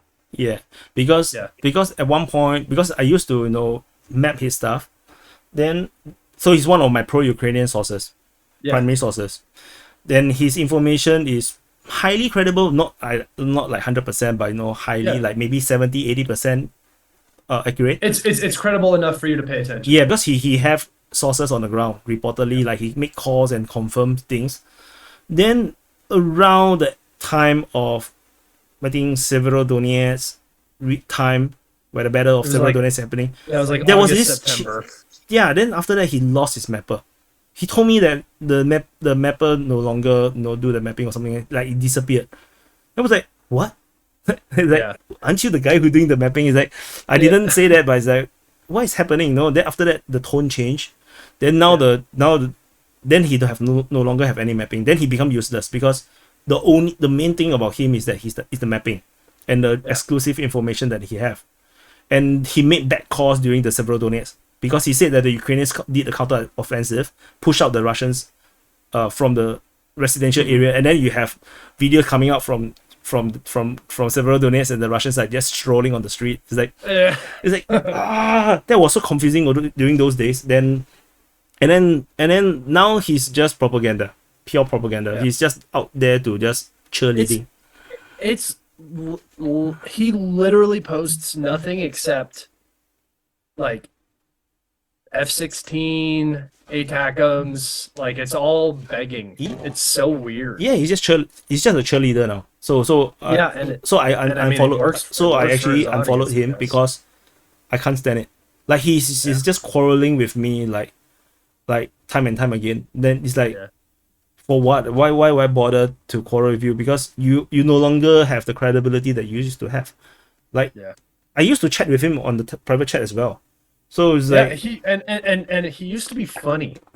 That's the other thing, is this person is not funny at all. it's a different It's person. like lacking. It just felt like an entirely different person. So the previous person is also honorable. That's the thing. Yeah. And this person is not. This person is picking fights. He's just fighting with me on Twitter. It's like, why do you bother replying to my tweets? If you disagree, come on. I seem to remember at one point somebody he knew got mobilized in Ukraine. It was a cousin or something, and I remember he was like trying to fundraise for this person to get equipment for him or something. And then that was like the moment that it all like just changed. And I didn't know if it was because he sold the account or if something happened, but it just completely different person, and it was just very weird to me. I don't know. Yeah, I kind of remember that story because my understanding that he's not in Ukraine, he's Ukrainian. I think like he's in Canadian, Ukrainian kind of South thing. American, isn't? I thought he was in South America somewhere, like My Chile or memory something. is North America, like Canada or something like He's definitely in one of our time zones because I've seen screenshots and it's like Mm. an hour different from where I'm at. Yeah. So So my memory of the competition is he's a Canadian, I think with Ukrainian links, heritage, yeah, and then he still have family in Ukraine kind of thing. Yeah, that's Yeah. kind of what I remember. Then, yeah, but it's just out of the blue saying that the one who did the mapping is gone. It's like, what is that supposed to mean? I do not know what is that supposed to mean. yeah. It's like, so now it's just like, oh my god, I cannot stand him. I'm I not bet the guy who was doing the mapping was the guy running the page, and then he left. Yeah, I'm not sure. I used to have I also used to map from Ukraine map, the pro Russian guy. Yeah. Yeah. Then after he was gone from Twitter, then it's like, yeah, so sad. That was like, Yeah, then now he also not mapping. So it's like a lot of my original sources are all gone. So yeah. yeah, now I It's depending it's on it's a very particular line of work, I guess you would call it, where if you're not doing it right, you're just gonna get burnt out, and then you're like, why am I even doing this? this is why I say revenue is important. Yeah, it's very Because important. if you cannot make it you cannot make revenue out of it, you're just gonna burn out because it's undoable. Yeah, Like how do I gonna spend 4 5 hours a day like doing some. doing something like every day? You have no choice. Like I mean I have a choice, but why would I sacrifice it? Like it's basically no choice. It's a commitment now. That Yeah. so and it's I like think it's so many people depends on me for the information that it feels like an obligation. But the thing is it's dangerous because YouTube suppresses revenue sometimes. Yeah. Previously they suppress my reach because Yeah. previously my channel is the biggest. My channel, military summary and war in Ukraine, mine is the Yeah. biggest channel. And then in June, mid-June, I got suppressed by YouTube, and then my channel cannot grow anymore for half a year. Yeah. It was growing very slowly, and then military summary overtook, and then he's just like much bigger than me now. But based on my projection, by now I already have 100k subs, but I didn't have it. So because of this suppression, then there are times YouTube just take money from away for no reasons. They just make up reasons. They say that invalid activities. They say that I get people to do add clicks. And it's like, how can I control what the users do? They just use some reasons and then just take money away from my from my revenue. And then so my revenue was quite poor in November and December, which is why I decided to put my map behind a paywall, because it was in a downward trend. So I discussed with like History Legend, with my wife, and then with I think some of my close guys on Discord or whatever. I realized that this is not sustainable, because if it keep going down, if it go below certain rates, certain income level, it cannot be done, because the amount of time I need to spend on this is too much. I have a family to feed, so end up I decided to put it behind paywall. So now Patreon is doing decent. I have an additional $1,000 in terms of Patreon income. That helps me to have some cushion in case if YouTube do something funny, I still have some income to sustain. But there's a need to keep it at a rate where it's a full-time salary, because if not, I cannot transit one day to full-time doing DPA. So now I have double income, but that also comes with double the work time. Yeah, so it's not like free money. It's like I have to work for it. Do you ever consider hiring somebody? Yeah. The whole idea. Okay, so DPA, I always try to remind people, DPA is not a YouTube. It's not a YouTuber. It's not a YouTube business. Yeah. Defense Politics Asia started off as a think tank, and then after my old partner left, I converted into a media outlet, come think tank. So it's like I wanted to focus more on media outlet as a reporting, like news reporting, opinion pieces, and then think tank is more like the opinion pieces. So, but I wanted to report stuff. And eventually I wanted to grow. I want to have a correspondence in different countries to help me at least translate news from those countries. Yes, that is so important. Because I don't have them, I don't need them to be doing the journalistic work. I don't need to go on the ground to report. I just need them to translate the news. Yeah, that's all we need. And then That's what I was doing that for Rybar for a little bit. Was translating it to English, because when you read a Russian to English translation, there are words that don't even make sense. Like, they don't exist. Yeah. So yeah. So that's the aim. So yeah, then that was before the YouTube exploded. So YouTube, but I was struggling very hard because I cannot see how I can gain enough revenue, and I realized that the only way to gain revenue is YouTube. Then I was looking for ways, what kind of content can I put out that can bring in the income. Then the Ukraine war happened, so it's like so I always say that it's blood money. It's like because they spill the blood, that's why I have money. So no, that's why I don't take it lightly. I feel that there's an obligation to do the right things. Like, for example, I do the DPA open mic. Two more years on the Ukraine. I mean, I don't. That's why you don't also see me. I don't encourage the war to continue. Like, even though I earn money from it, I don't want the war to continue, because it's blood money. Put it that way. Yeah, but the thing is that if I don't report on it, the war is still going to go on. So I might as well just profit from it. So just that if I want to do the right things, so which is why I do the DPA open mic. I want to give people the opportunity to share their opinions. I don't want it to be like it's always the big names talking.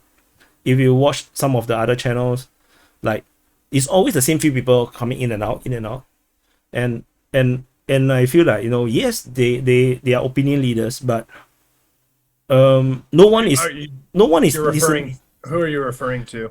Like Precisely? every channel, like from Tim Pool to Duran to everyone is like, you're inviting the big names or someone. Oh yeah, like Scott Ritter.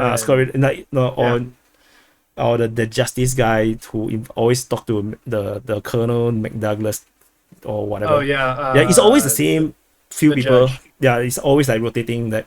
Yeah. I don't want to do that, because if I invite those guests that they invited, I would just become a second grade Duran. Put it that way. Yeah. Like, I don't want to be Duran. So no, and what I learned is that my community is very intelligent. Right, from the comments, sometimes they write very long comments talking about a lot of things. It's like, come on, man, I will have copy and paste and put it as an article on my website. So it's like, no, then I realized that, okay, I can actually I should groom this community. This is why I have DPA open mic, and so far it's working perfectly. Good. But it's not growing very fast. It's still growing. Yeah. But it's like it takes time. It's a quiet taste. It's a quiet taste. I'm sure you're gonna have a breakthrough eventually too. Slowly, I guess. Yeah. Yeah. So that's what I'm doing. Yeah. But which is why coming back to revenue is very important. Like, I highly encourage everyone to do a YouTube channel, because I'm gonna start now. That just makes sense. Yeah, because you already have all the content. It's the same thing. You just publish. You have all the content already. Just publish. Yeah. Especially if you do Zoom, you have recording. You have the video recordings. Just perfect. Yeah. It's perfect for YouTube. You don't even, especially when you just start off, you don't need to be fancy.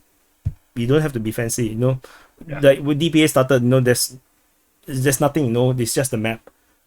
It's only nowadays, I start to have thumbnails and have to draw the arrows and with the UI. Like, there wasn't all these things, before that. Oh yeah, hold on. I just got my dog. Go see who it is. He's very excited. Yeah, and I mean, I have a graphic design guy already, so yeah, I don't have any issues with that really. Yeah, should do it, because then because ultimately I think I used to hear about like they talk about the world is going to be more decentralized and more like the media is going to be more like individual. Yeah. I don't really understand that in the past. Now I started to understand that. It's like, for now I also encourage my speakers, my open mic speakers, to say, you guys should also go and start your own YouTube channels. People are asking, do they have their own YouTube channels? Yeah. They want to follow them and listen more about what they say. So for you, Well, that's how my podcast started. Was I was on the Donbass Babushka podcast, And I know more on the military side of things, and everybody was like, "Why don't you just start your own podcast? Like, why don't you just start doing that?" And I was like, "That makes perfect sense. I should start doing that." Yeah, you should, and you should put it on YouTube. And I Yeah. think that in a very short time, because of the people that you already know on Twitter, everybody will be sharing and helping you. You can monetize it very soon. Just that on YouTube, only certain things you cannot talk about. Like US politics need to be a bit careful. Like you cannot endorse and you cannot endorse concept that the election is illegal. Is that there's corruption, and then I think you cannot talk much about vaccines. The vaccines a bit still a bit dangerous to talk about. I think Nazis you can't talk about as well. Nazis is alright so far. For me. Really, I thought it was just like that word was like a No, I always demonetization word. use the word. Like I used to say the neo-Nazis, and after that I just like after a while like Nazis or whatever. We just say it's alright. It's usually things that the US government don't really want to talk about. Like yeah. So, but it's a bit vague. So you will know when they actually demonetize like that video like this, or they set it to limited monetization. Yeah, then you know, okay, yellow. something within that video they don't really like it. Yeah. Now then you have to try to figure out what is it. They will not tell you explicitly. Then the one thing that is definitely cannot say is that you cannot say Ukraine attack civilians deliberately. So you cannot say that. So yeah. So I never say that. I just avoid. Which is crazy that you can't say that. Yeah, because you can always explain it away that they are actually attacking military targets, and they did not know that there's no military there. So it's not wrong.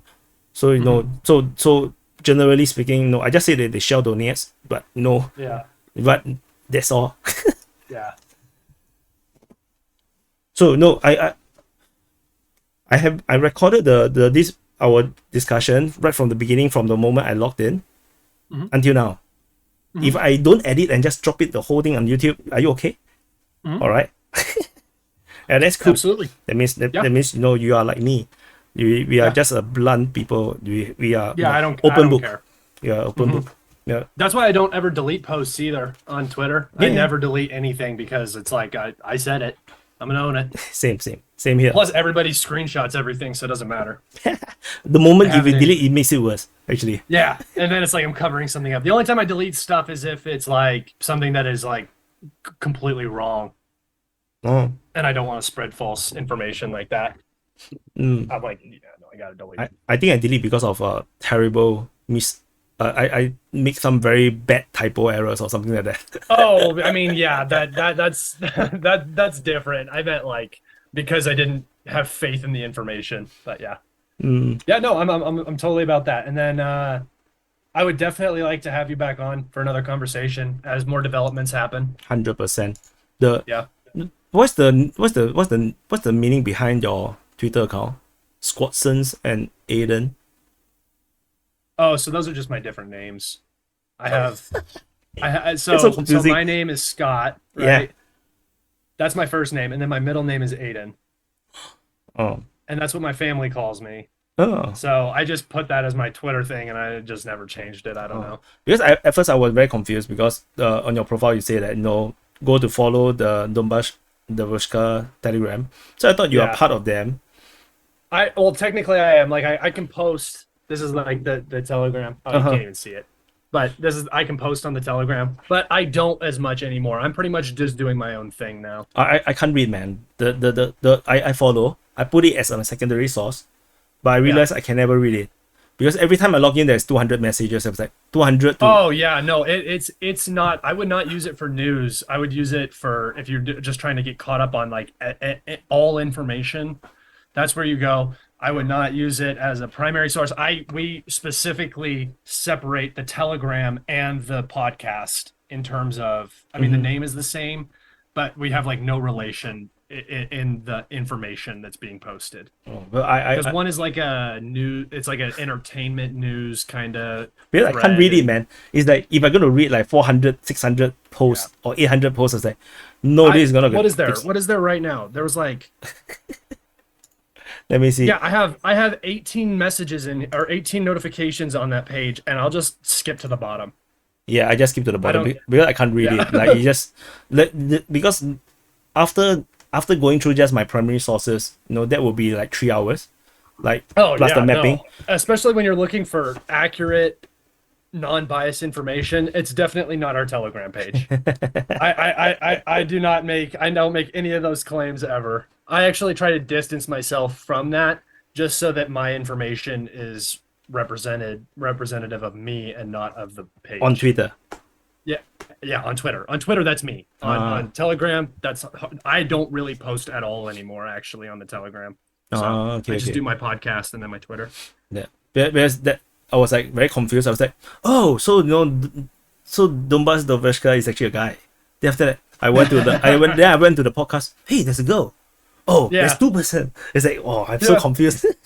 Because Yeah, it's- so I don't have any access to the Donbass Diavushka account. That Twitter is basically, it was her Twitter, and then she started the Telegram. The Telegram became more popular, and then she switched her Twitter to the Telegram name. And then basically all the Telegram or the Twitter is just copy paste of the Telegram. So but I'm not sure if she can monetize it. I know the Russian telegrams are very monetizable. Like yeah. they like advertisers will come and then they can earn shitloads of money. Not sure Yeah, about the I- English speaking ones. I just don't know if she even wants that. Because we've had so much, we have our merch store, and we've had so many problems with that. Every time we post anything up, we have a dedicated group of people on Twitter, pro-Ukrainians, that they have a Discord about our Telegram and our Twitters, and they try to get us banned from everything. They got our Patreon taken down. They've had our merch store taken down twice from 2 different locations. Holy So shit. they come after us. So it's like, do we want to monetize? They don't come after me as much because I don't You don't fight with have them. anything. Oh, like, what are they going to come after me for? Like, whatever. Come after me. I'll come after you the exact same. But in terms of like them taking down stuff, yeah, it's a pain in the ass for them to deal with. So, Yeah, then but like I said, I'm so distant from the Telegram now that I don't really even know what's going on in there. yeah, which means that when you do your YouTube channel, try to not associate with Donbass Devushka too much. Oh no, I Yeah, don't yeah. do my own YouTube It's- channel. Yeah, Yeah, so I'm marketing myself. I'm not yeah, gonna yeah. market So them. so to make sure that you are not seen as a pro-Russian thing. Yeah, because being pro-Russian, I don't think it get you banned per se. But it makes you a target. I feel like Absolutely. yeah. So yeah. So for balance sake, Slava Ukraini. Yeah. Just throw one of those out every now and Yeah, then. you never know, Slava Ukraini, the caption will actually write it, then maybe the bots were like, oh, this is pro-Ukrainian. Who knows? We don't need to ban this. No one can I gotta read. run. Yeah, I gotta run. Hey, But good thank tech- you so good much talking for to you. coming on. yeah, thank you so much. I'll let you know. I'll send you a link when this is posted up. We have it on Spotify and locals. Oh, okay. So I will yeah, make sure we'll get that it I will on post mine after yours. And I will be posting it like on the DPA Talk channel. I still got one more channel, not monetized yet. Yeah, I got so many channels, yeah, I will post it on that where I have you put all my stopped interviews. recording yet? Not yet. Have you stopped recording yet? Okay. I'm just gonna drop myself here. I host the Kalibrated podcast on Spotify. You can look it up. It's under Donbass Diavushka. And my Twitter at Squatson. Squat SQUATSON. S. Also Ayden is the title. With a S, with a S. With a S. With an S, Squatsons. yes. It will be in the description below if you are watching Yeah. this on my channel. All right. All Awesome. right. See you next time. We'll talk on Twitter. Yep. I'll see you Okay. next time. All right. Bye bye.